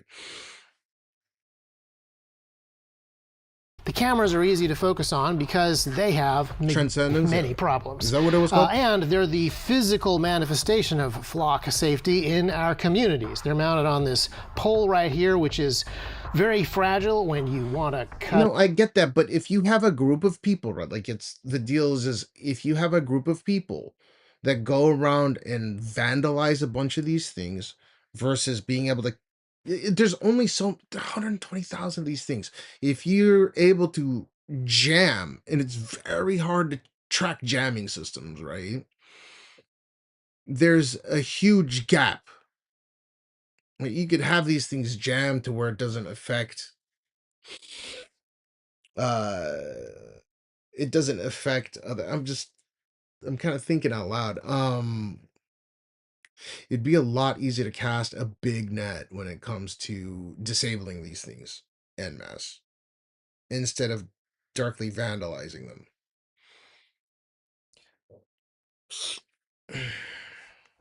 But I mean, ultimately, if they're vandalized, doesn't that fall under What's the cost? Oh, hold on, I'll check. Got it down and very not What's a bar fragile when bus? you crash into it with your car. Just the installation of these cameras is a problem on top of everything else. And as these cameras have developed, they have gotten new features. They have not just been taking pictures of license plates, they can now track video. They now have different sensors on them, kind of like your phone, to detect Bluetooth and wireless devices like your phone going by. So now you have the ability to collect all kinds of data and put new kinds of data inside of the database. And then, using fancy AI models, connect some of these things together and make inferences about them, which we'll get to in a minute. Because the RF data collection here is just one of the many new tricks that Flock is bringing to the table. They have drones now. The main goal is to have a multi-sensor database and a fusion system that ties all of those things together. So I guess the question is, why is that a problem? Well, there's a bunch of different reasons. We'll get into some of those in a second, but I want you to think about all the data that can be collected by this camera right now. Originally, the pitch was these were license plate readers. And so as we have our database here, and our database grows to where it contains more and more information. It contains information not just on license plates captured, but it begins to build out a map of, say, different areas where traffic is occurring. And by putting a Flock camera here and a Flock camera here, you can grab all of the license plates, all the traffic that moves around. Once you do that, you can now assume the paths that cars were taken based on when their license plates were detected on that particular camera. And then that goes into the database, not just as a time and a place, but you start to have database entries that contain vehicle locations, but also their routes. And some of that has to be estimated because there's no camera right here. You can see where that starts to be an issue. But as the cameras got more sophisticated, they started to collect other things about vehicles, not just license plates, but color, vehicle make. These are all things that Flock has advertised, so we know these things are relatively understandable. Occasionally, Flock will announce that they've used these cameras to help find missing people that are not in vehicles. And so we know that they're capturing other stuff as well. The opportunity to capture face recognition data. This might be one of the wilder trends of I'm the going year to the because restroom. thousands of people on TikTok and Instagram have now become obsessed with taking down AI-powered police cameras. Some are climbing ladders, others are throwing cheese on solar panels, and you have entire accounts just dedicated to tracking where these cameras are currently located. So now you have a whole trend where people are documenting these cameras, mocking them, and celebrating every time one stopped working. So what exactly is Flock safety, and why has a surveillance company become the internet's newest villain? Flock identifies itself as a public safety technology company that uses connected cameras to help communities across the country respond to and investigate safety incidents. Critics argue the company is a massive surveillance operation and worry personal data is at risk. Yeah, so unless you're really into like local government meetings or police technology, there's a good chance you've never heard of Flock safety until all these videos started popping up recently. And that's kind of crazy considering just how widespread they've become. Flock Safety, in short, is a Georgia-based company that builds automated license plate reader systems used by thousands of law enforcement agencies across the United States currently. They'll probably expand though. But according to the company, its technology is used by more than 5,000 agencies across more than 6,000 communities, helping investigators with over 1 million investigations in 2025 alone. So I guess the idea here is instead of waiting for an officer to spot a suspicious vehicle, you place cameras around the city that quietly watch traffic 24 hours a day. So every time the vehicle passes one, the system captions a still image and records things like the license plate and the make and model, the color, the body style, the date, the time, and the direction the vehicle is traveling. That's currently though, but it also seems like they're also adding features to detect devices that are in the vehicle as well, like phones or Bluetooth devices. That could, for example, give them the ability to not only track who owns the vehicle and where the vehicle is going, but who's currently sitting inside the vehicle. You know, because each phone has its own ID. So in theory, you could then track a whole lot more people, including people on the bus or people who are passengers in certain vehicles. Regardless, this is essentially automated eyes sitting on poles, constantly logging what passes in front of them. And that said, these things are also fairly advanced technology-wise because many models actually use infrared illumination so they can capture clear images day and night. And in many cases, they can actually see through people's masks. So that's one reason they're so effective, and also one reason why people who are currently wearing masks to destroy these need to be a little careful, because infrared isn't really mask friendly because it can still detect the shape of your face. And it's safe to say police departments absolutely love them. The Abilene Police Department in Texas says flock cameras have helped investigate homicides, recover stolen vehicles, solve hit and run cases, and even track homicide suspects across multiple cities. Police department has confirmed it is using 13 flock camera license plate readers to fight crime around the key city. APD did not disclose to KRBC the location of these cameras, but did say all 13 are located along major roads. So I guess if bank robbery suspects drive through town, investigators can actually see where the vehicle entered, where it exited, and potentially where it went next. So I guess instead of relying entirely on eyewitnesses, they suddenly have a digital breadcrumb trail. But really, this is only the tip of the iceberg because these cameras aren't just taking pictures. See, every time your car passes one, information gets added to a searchable database. Not just your license plate, but your vehicle make, model, color, body style, and so on and so on and so on. So Flock is very clear about a few things. The company says the data belongs to the agency that collected it. Searches are, I guess, logged and audible, and by default, the information is automatically deleted after 30 days. And the company also repeatedly says that it does not use facial recognition technology. But critics argue that you don't really need facial recognition to build a surprisingly detailed picture on someone's life. Think about it. If a camera sees the same car outside of the same house every night, then outside of the same school or outside of the same church regularly, they can build kind of like a very good map of where this person goes and exists and what kind of life they live. And I don't know about you, but I feel like most people believe that this is the kind of data we should consent to. And it seems like most people agree with that. So you have groups like the ACLU and the Electronic Frontier Foundation. They've argued that that's where the real privacy concern actually starts. Not because the cameras identify faces, but because they can document movement patterns over time. And that debate has only gotten louder and louder as Flock's network has grown. So you have thousands of agencies now using these systems across thousands of communities. And some departments also participate in something called a national lookup, allowing agencies to search data collected by other departments. And again, police obviously see value in that. If someone steals a car in one state and drives hundreds of miles away, investigators don't have to hope, like, I don't know, another officer spots it. Cameras along the route may have already documented where it traveled. But if all these cameras are quietly collecting information every day, how much tracking is too much tracking? Because there's a lot of stories popping up now that are becoming a real issue, and I'm gonna get into a few of those later on this video. But one of the stranger stories making the rounds involved a man who reportedly filed a public records request for Flock data tied to his own license plate, only to have the request denied over privacy concerns. Because your phone only transmit metadata. And there's a difference between transmitting metadata and having blatant facial recognition. Or blatant, like, being able to take a scene, right? Your phone's camera's not on all the time. Like in China it is, but I'm just saying, in first world countries, your phone is not spying on you via its camera. There's a tremendous difference there. Like, let's say they're saying that it's not using facial recognition, right?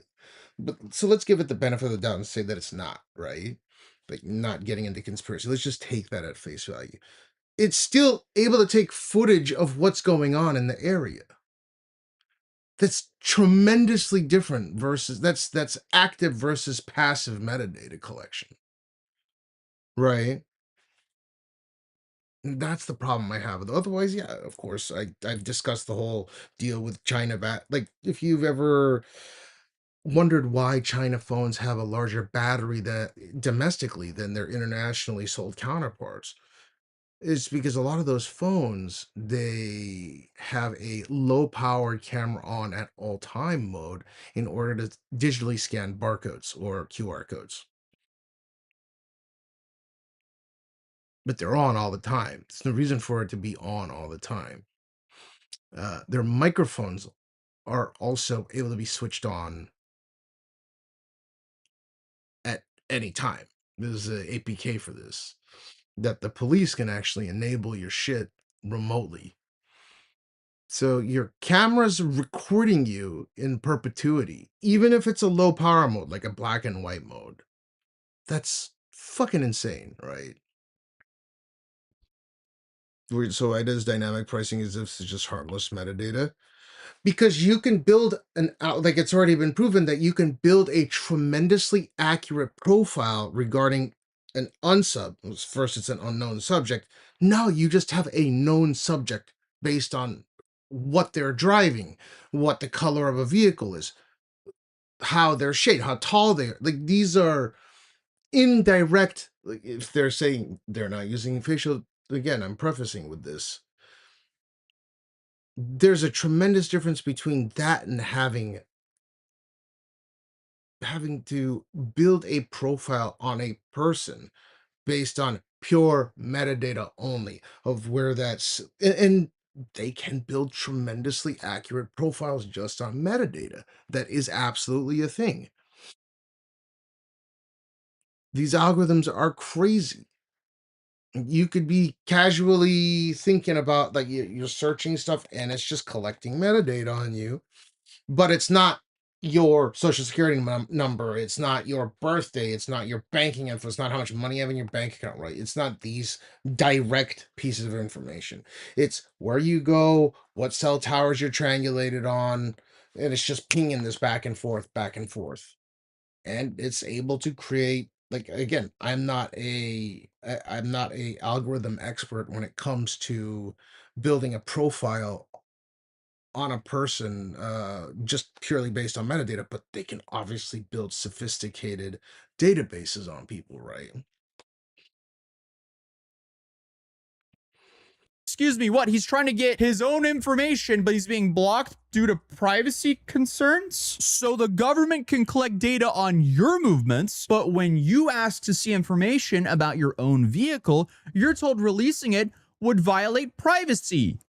What? So no doubt, this is starting to get a little weird, and the debate has started changing laws. So Washington State passed legislation restricting where automatic license plate reader cameras can operate, limiting collection near places like schools, places of worship, healthcare facilities, food banks, and immigration-related sites. Other cities have reconsidered or ended their contracts with Flock after concerns over safety. So for one group of people, I guess, these cameras represent safer communities. But for the overwhelming majority, they represent, but I think, one of the... Again, I've said this before, and I'll say it again. I think it's a fantastic idea to have cameras all over the place, not to preempt, right? The preemption of a crime, or the preemption of, for someone to do something bad, is that they exist, right? It's just passive preemption rather than active preemption. So they're not trying to preempt a crime. It's just, its very existence is gonna have people second guessing themselves before they want to commit a crime. Oh, maybe there's a flock camera nearby. Rather than having it actively targeting a particular unsub, or I guess in this case now a known subject, because they can have an active profile out, a picture of your vehicle, or, you know, the tread pattern on your tires, like all kinds of shit that they can use. So that's fucking scary. Like, I'm in Japan. This shit is illegal as fuck. It's all privatized here. And there is a lot of red tape before something can be used in order to gain that particular footage, right? In the process of if that camera caught a crime. There is a lot of red tape. But here it's just directly accessible. What the fuck? Like, currently, that's how, well, up until this Flock shit came out, that's how it worked in the US. The largest surveillance networks most people never realized already existed. And then, I guess you have the internet. Yo, chat, 5K likes, I'm gonna start taking Flock cameras down. Alright, I'm not gonna lie, I couldn't restrain myself. I low-key just gorilla shook this motherfucker and it broke. Wow. You Peter Thiel. You. And instead of, I guess, writing angry opinion pieces, people started posting TikToks. And not before long, flock cameras weren't just controversial, they became content. Hey, Peter, we're coming for you.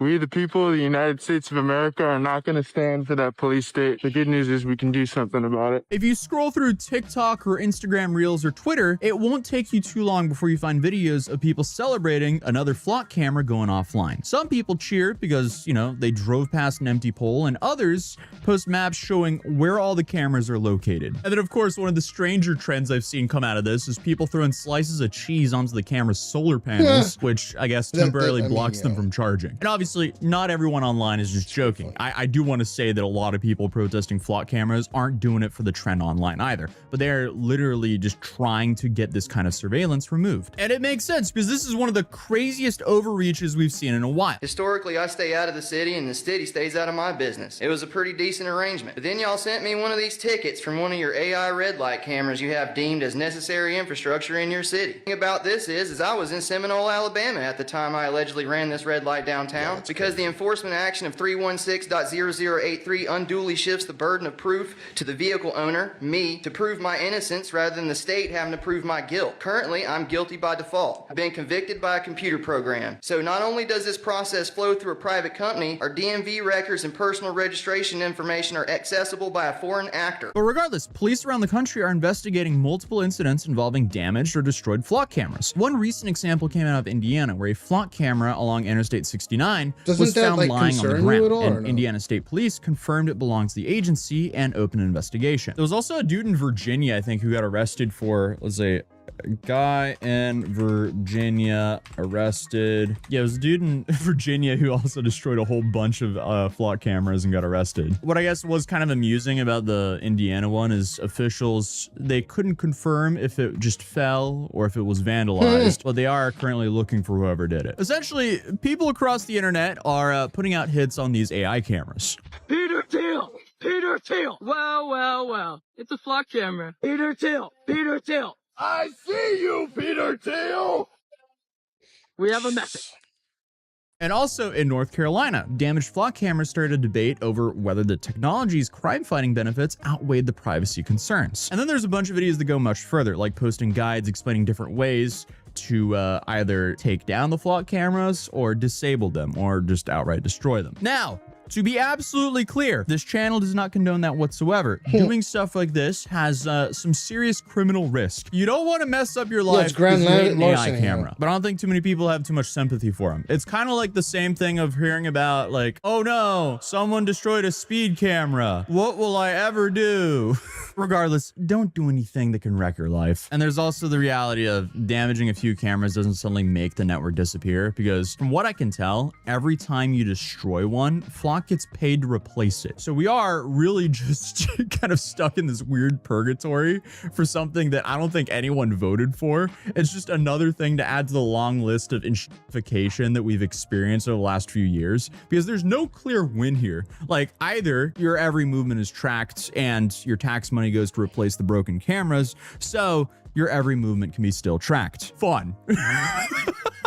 But I mean, the amount of hate these things is starting to get is making the criticism harder for the company to ignore. Because some of the biggest controversies weren't about strangers damaging the cameras at all. They were about people who were authorized to use them. Because no matter how secure a system is, it's still operated by human beings. So in Georgia, a police officer by the name of Paige Fort was charged after investigators alleged that she searched Flock's database for personal reasons. So according to Georgia's Bureau of Investigation, she conducted more than 30 unauthorized searches, including searches involving her former boyfriend and people connected with him. Well, that's not good. We sure have opened quite the fascinating can of worms here with this system. And she was eventually charged with a computer invasion of privacy. And now, that's obviously not Flock deciding to stalk someone's ex. That's an officer allegedly abusing the access that she's been trusted with. But critics argued that's exactly the point.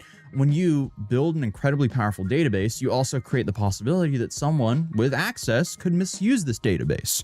And, you know, it's the same concern people have with medical records or any database containing sensitive information. The technology isn't always the problem. The person behind the keyboard might be. And that was definitely not an isolated thing. There are tons of situations like this, and this isn't even only a recent thing, because even years ago, investigative reporting found that officers in multiple states had used automated license plate reader systems to look up people for reasons unrelated to active investigations. I'm pretty sure there was also a case where some cop, I guess, thought a woman was attractive, so he looked her up so he could pull her over. Yeah, that's crazy. Let me fact check myself real quick here because I saw it on a headline. I want to make sure this is real. A Florida deputy used an automated license plate readers to track and pull over a woman he met while working a security detail on a TV set. This is real and very recent. This happened this month. I'm recording this on the 29th of July. But I guess that's exactly why departments now require searches to be tied to a case number and maintain audit logs showing who searched what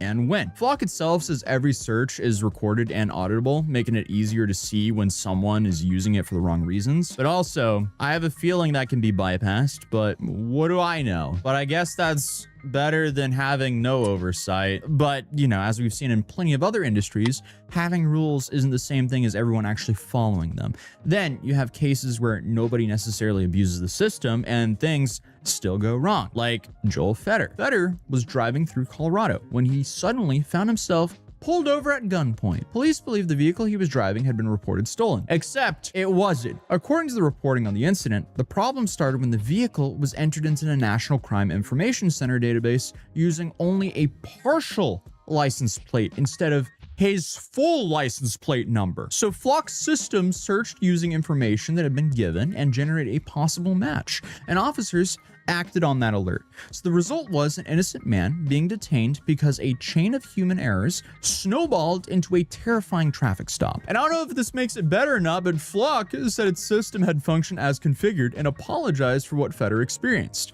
And the company also acknowledged that figuring out the exact matches from partial matches was fair feedback. Feedback?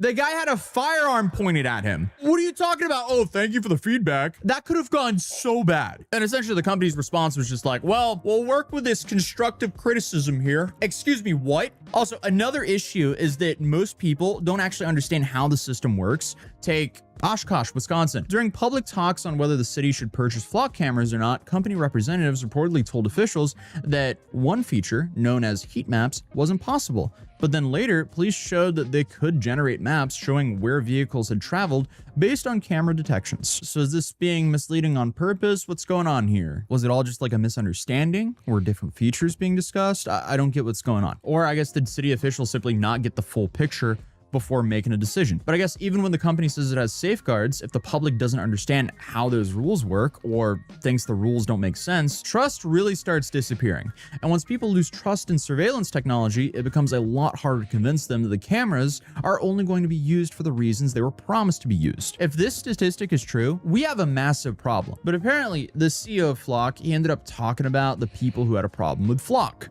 You've got organizations like the ACLU and the EFF who take an above-the-board approach to fight for their point of view. And thankfully, we live in a beautifully democratic, capitalistic country where we can fight in court.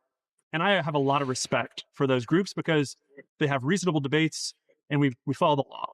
And then unfortunately, there's terroristic organizations like DFlock, whose primary motivation is chaos. They are closer to Antifa than they are anything else. And that, I think, is unfortunate because we don't want chaos, or I don't want chaos. I like law and order. I like a society that has a bedrock of safety. So for those groups, I think it's just disappointing that they haven't chosen a more constructive mannerism to try to get what they want, which they have a right to have. But that's why we have a democratically elected process, right? Like we're not forcing Flock on anyone. Elected officials know that as a community, you want to be safe. That's not very reassuring, and also that's just flat out wrong. DFlock is an open source project that simply maps out license plate readers. Like if you're gonna litter our communities with license plate readers, we should at the bare minimum have the right to know where they are. Also, if you actually care about bedrock of safety, you should care about how your Flock cameras are installed, because currently there's a bunch of them that are just installed in a way which could kill people. How do I know this? Well, meet Steve Eimers, who goes by the guardrail guy. His daughter Hannah tragically lost her life due to an incorrectly installed guardrail. So he has dedicated his account to pointing out incorrectly installed guardrails, posts, and other things alongside of our roadways, so whoever installed them can come and do it correctly and actually save some lives. And he's recently noticed a trend of these license plate readers being incorrectly installed. Listen, don't try to co-opt anti-Flock guys. Don't try to co-opt me. I'm handing you a gift horse. Shut up. All right, let's get down to this. This is not crash worthy. I have the design drawings, what was approved by Tennessee DOT in 2023. It was crash tested at Texas A&M tests 360, 361, 362 of the MASH testing standards, and it has a slip plate. That's embedded into concrete. It's a fixed sphere. Do you see any kind of stickers? Nothing. There's some flock stickers, but no stickers showing that this was inspected. Let's come back here. We have a Tennessee DOT sign. They're both on the right of way. That one's actually closer to the roadway. This one's much further away. And take a look. You have the lower stub. You have the upper part. You have the inspections. Unlawful to remove. So there's oversight. It's properly installed. And over here, we have a device that ended up on our roadside. Folks, I got the emails. That was approved through engineering. This was approved by an unlicensed administrator. So it's good enough. Folks, that is not the way we do this.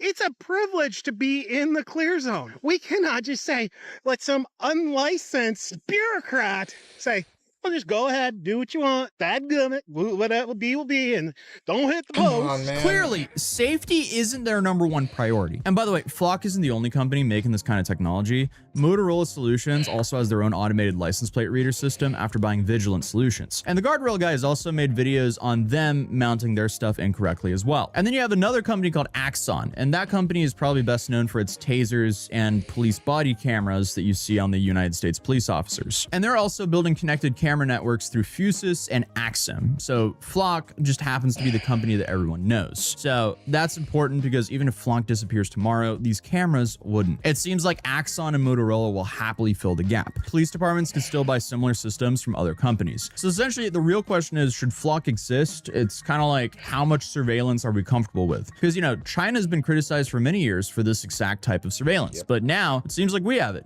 And judging by the number of city council meetings, lawsuits, public record fights, and just viral videos, we're still trying to figure all this out. And the backlash has gotten big enough that some cities have actually started walking away from Flock altogether. But from what I can tell, they aren't actually walking away from all of Flock's competition yet. I think people are just vocal enough about Flock to make them walk away from Flock currently. For example, Los Angeles, they voted to actually end their contract, while other communities have paused or reconsidered the technology after public pressure. And as criticism has grown, Flock CEO Garrett Langley has spent more time publicly defending the company and arguing that the technology is being misunderstood rather than abused. Well, I mean, we've already confirmed that it has been abused. Flock CEO Garrett Langley spoke to us about the LAPD cancellation and holds out hope the two will soon work together again. We got to tighten up the policy, make sure everyone's aligned, and then turn it back on. While Flock is not working with LAPD right now, the company still has dozens of cameras throughout LA County and tens of thousands across the country. So that's Flock Safety, a company that says that it's helping to solve crimes and absolutely not being abused whatsoever. Critics are saying, hey, this is building a massive surveillance network, and now the internet has somehow decided the best response is to throw cheese at the solar panels on them. I'm being a little hyperbolic here. But I mean, one thing is for sure, this conversation is not going away anytime soon, because on one side, it is absolutely giving away our privacy, and on the other side, it is absolutely making it easier to track down criminals. But to quote Benjamin Franklin, those who would give up the essential liberty to purchase a little temporary safety deserve neither liberty nor safety. So hey, what do you guys think? What, someone died from Ozempic? Okay, we're going. Talking about the streamer Ozempic? There's a streamer named Ozempic? What the fuck? Okay, hold up. Let's get out of here and then I can chat away. Okay, BRB? Talking about the streamer Ozempic. I don't know. The streamer named Ozempic.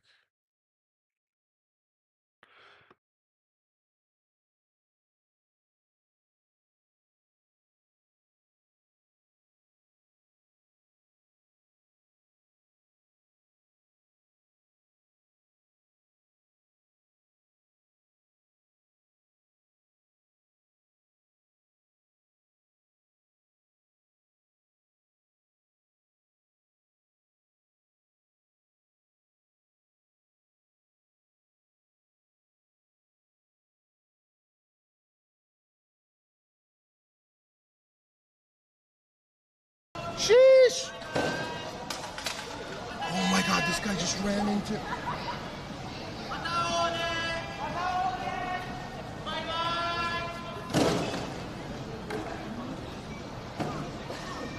clip that shit, dude. What the fuck is he doing?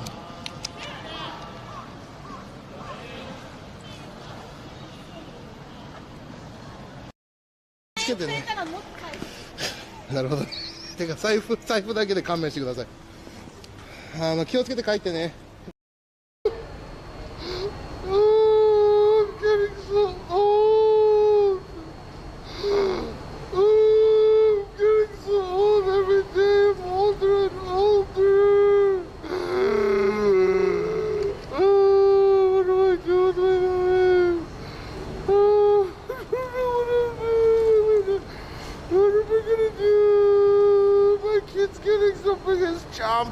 He's biting the aluminum at his own bed inside the hospital every day. He's biting the aluminum. The aluminum is getting bitten. Sometimes he even bites me. He bites my fingers. And it's so fucked because his teeth, he grinds his teeth. And then my wife, we have this strict thing where we don't get mad at him, but he keeps biting the aluminum. We tell them, you can stop, but we can't get angry at my kid because we have no angry.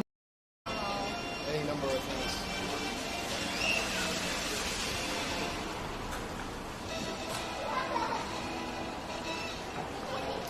I don't want to default it. Like, put it to default and see if that works.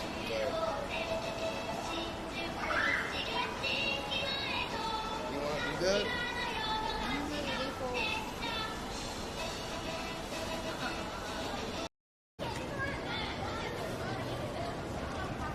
Yes.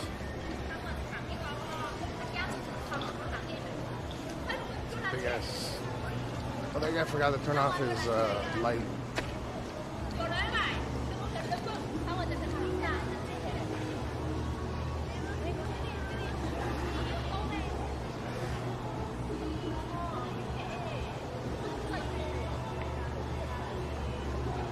Hi. That's how I felt. Look at that, dude. Fucking full as fuck.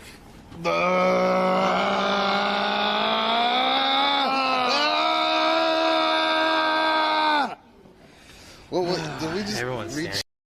Yeah, but still, yours is the best place. I was fishing with one guy there, he's old man. He always make my kebab best. Full of meat, no oil. Then they changed the style, give me shit, cabbage and oil. I'm like, what's fucking this, Yeah, they don't change it up. Yeah. Too oily and cabbage and their meat, Did I tell you that I got food poisoning from the place in Shinjuku? Video, man. It's gonna. Oh, nice.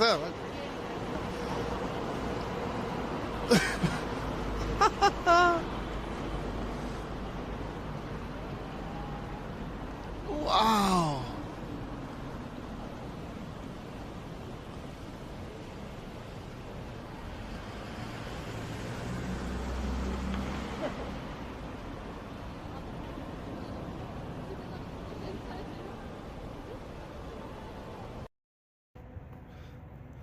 Rise!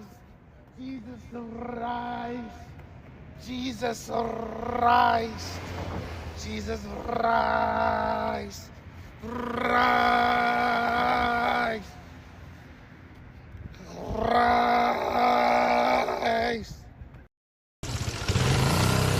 Wait, do you know who I am? Where are you from? Where are you from?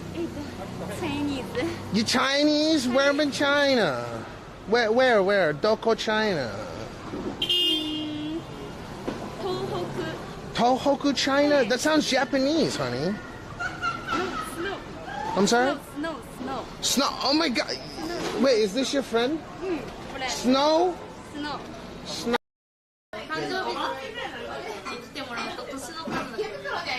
Oh, if you pay 200 yen, she'll slap you in the face a few times and then jerk you off or something.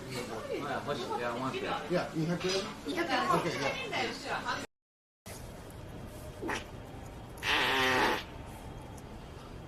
Was there a butt saw someone doing construction here?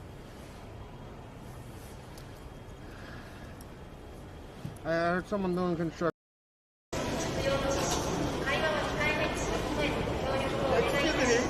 Can I help you? 新宿行きたいんですあ、なんだ日本にはい。新宿は山手線で行けるんですよ。山手線で？こちら東京。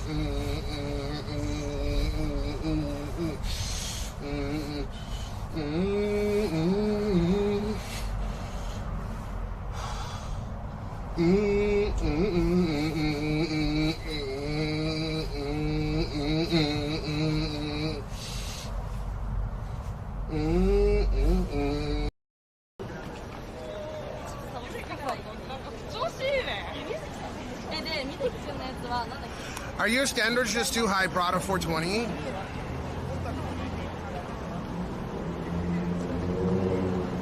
I thought Aichi chicks are like some of the prettiest. I don't know. That's quite the generalization. It's misogynist. It's misogynistic. It's misogyny. Nah, dude, they were hot as fuck down there. Dude, you're right, you heard rice. Donut.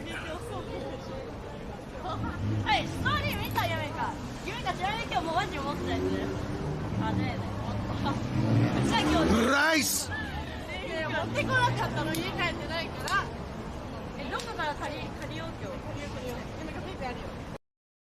Yeah, jail time.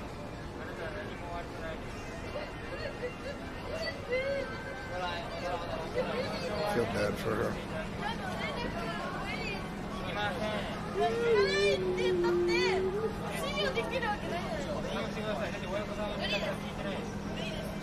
I could start acting crazy and divert attention to me.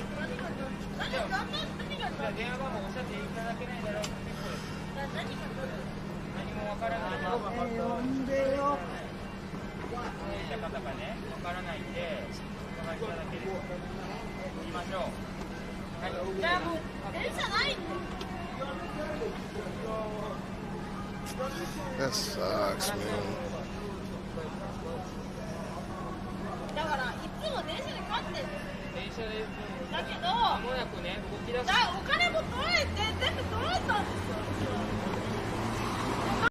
Lisa, good. No, ask about cultural activity. No.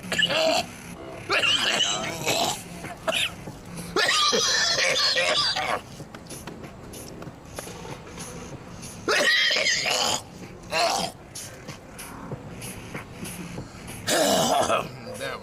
I'm good now. Went down the wrong pipe briefly.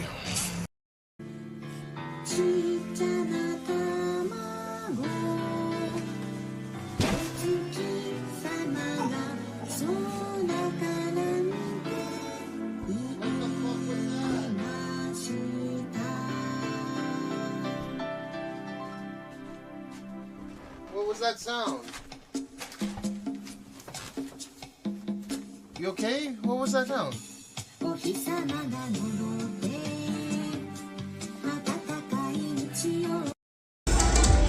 Make a crap.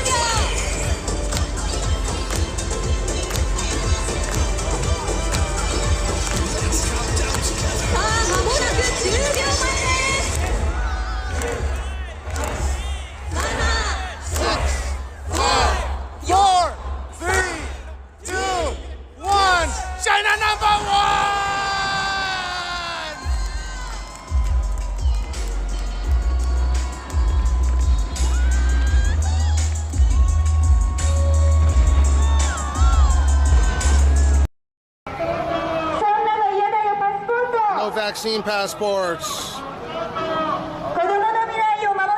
We want to save our children's future. Vaccine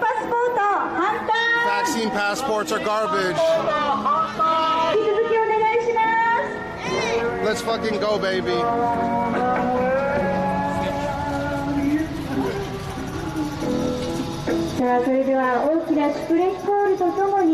I got something for free. They don't want the vaccine passport. Well, Andy, if you're still here, this is what some people in Japan feel about the vaccine passport. Yeah, thank you to Bendy Sub and Giovanna Jane, guys, if you guys got some gifted subs.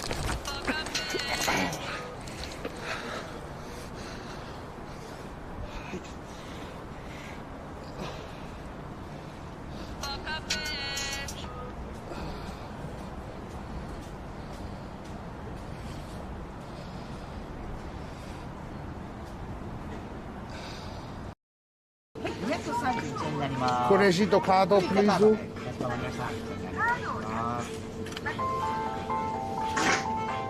Oh, sorry.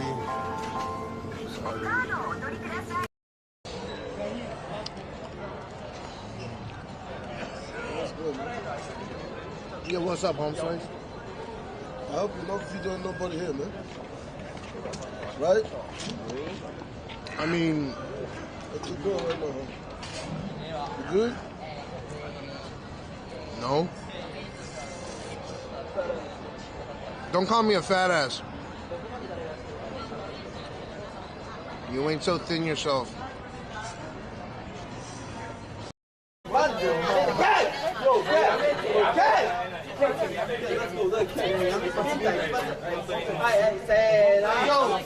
Yo, you guys speak English? We speak Where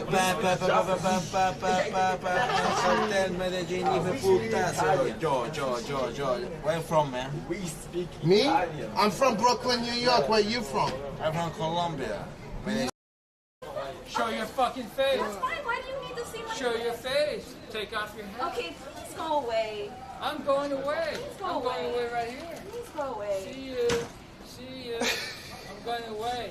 Stop fucking harassing me, you internet bastards. You're on the internet. Yeah, I'm on the internet. I'm on the internet too, motherfucker. Okay, what the? Show your face. Show your face. See, you're hiding. Smell that. I smell Japanese Bob. Excuse me, sir. What is her name? Tanaka Hitomi. Nice. Very nice. Yeah. Huge. Yeah. Big. Arigato.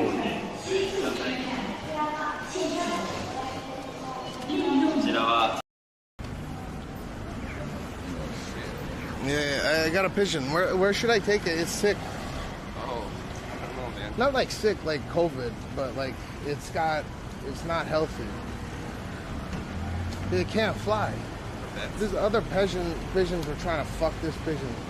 Oh, I mean, It's like it couldn't fly. I was laughing at first, but then I picked it up. It's the right thing to do. It's so docile, this pigeon.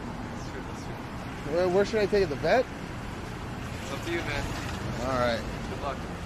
Well, thanks for the advice. I appreciate it. It's better than all the advice I got from chat.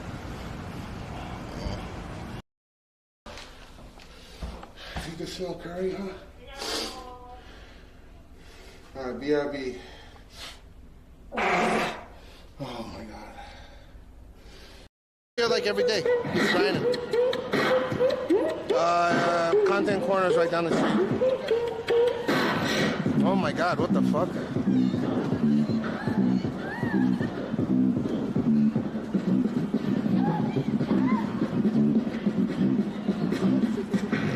Okay, check this out. Everyone.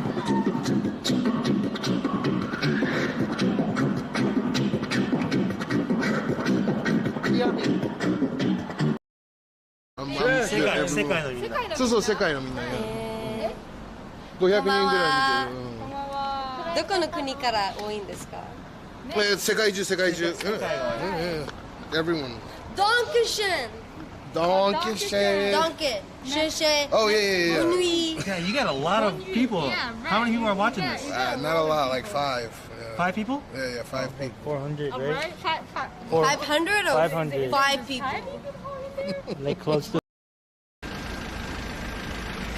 COVID, rabies, COVID, rabies. You get together and you get some babies. This, I know you want some. When you get to a certain age and you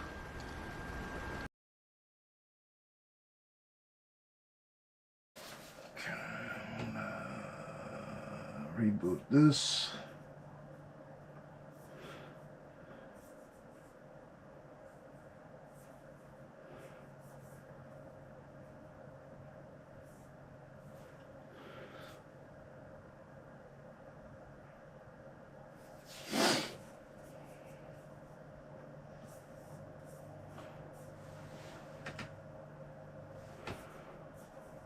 What?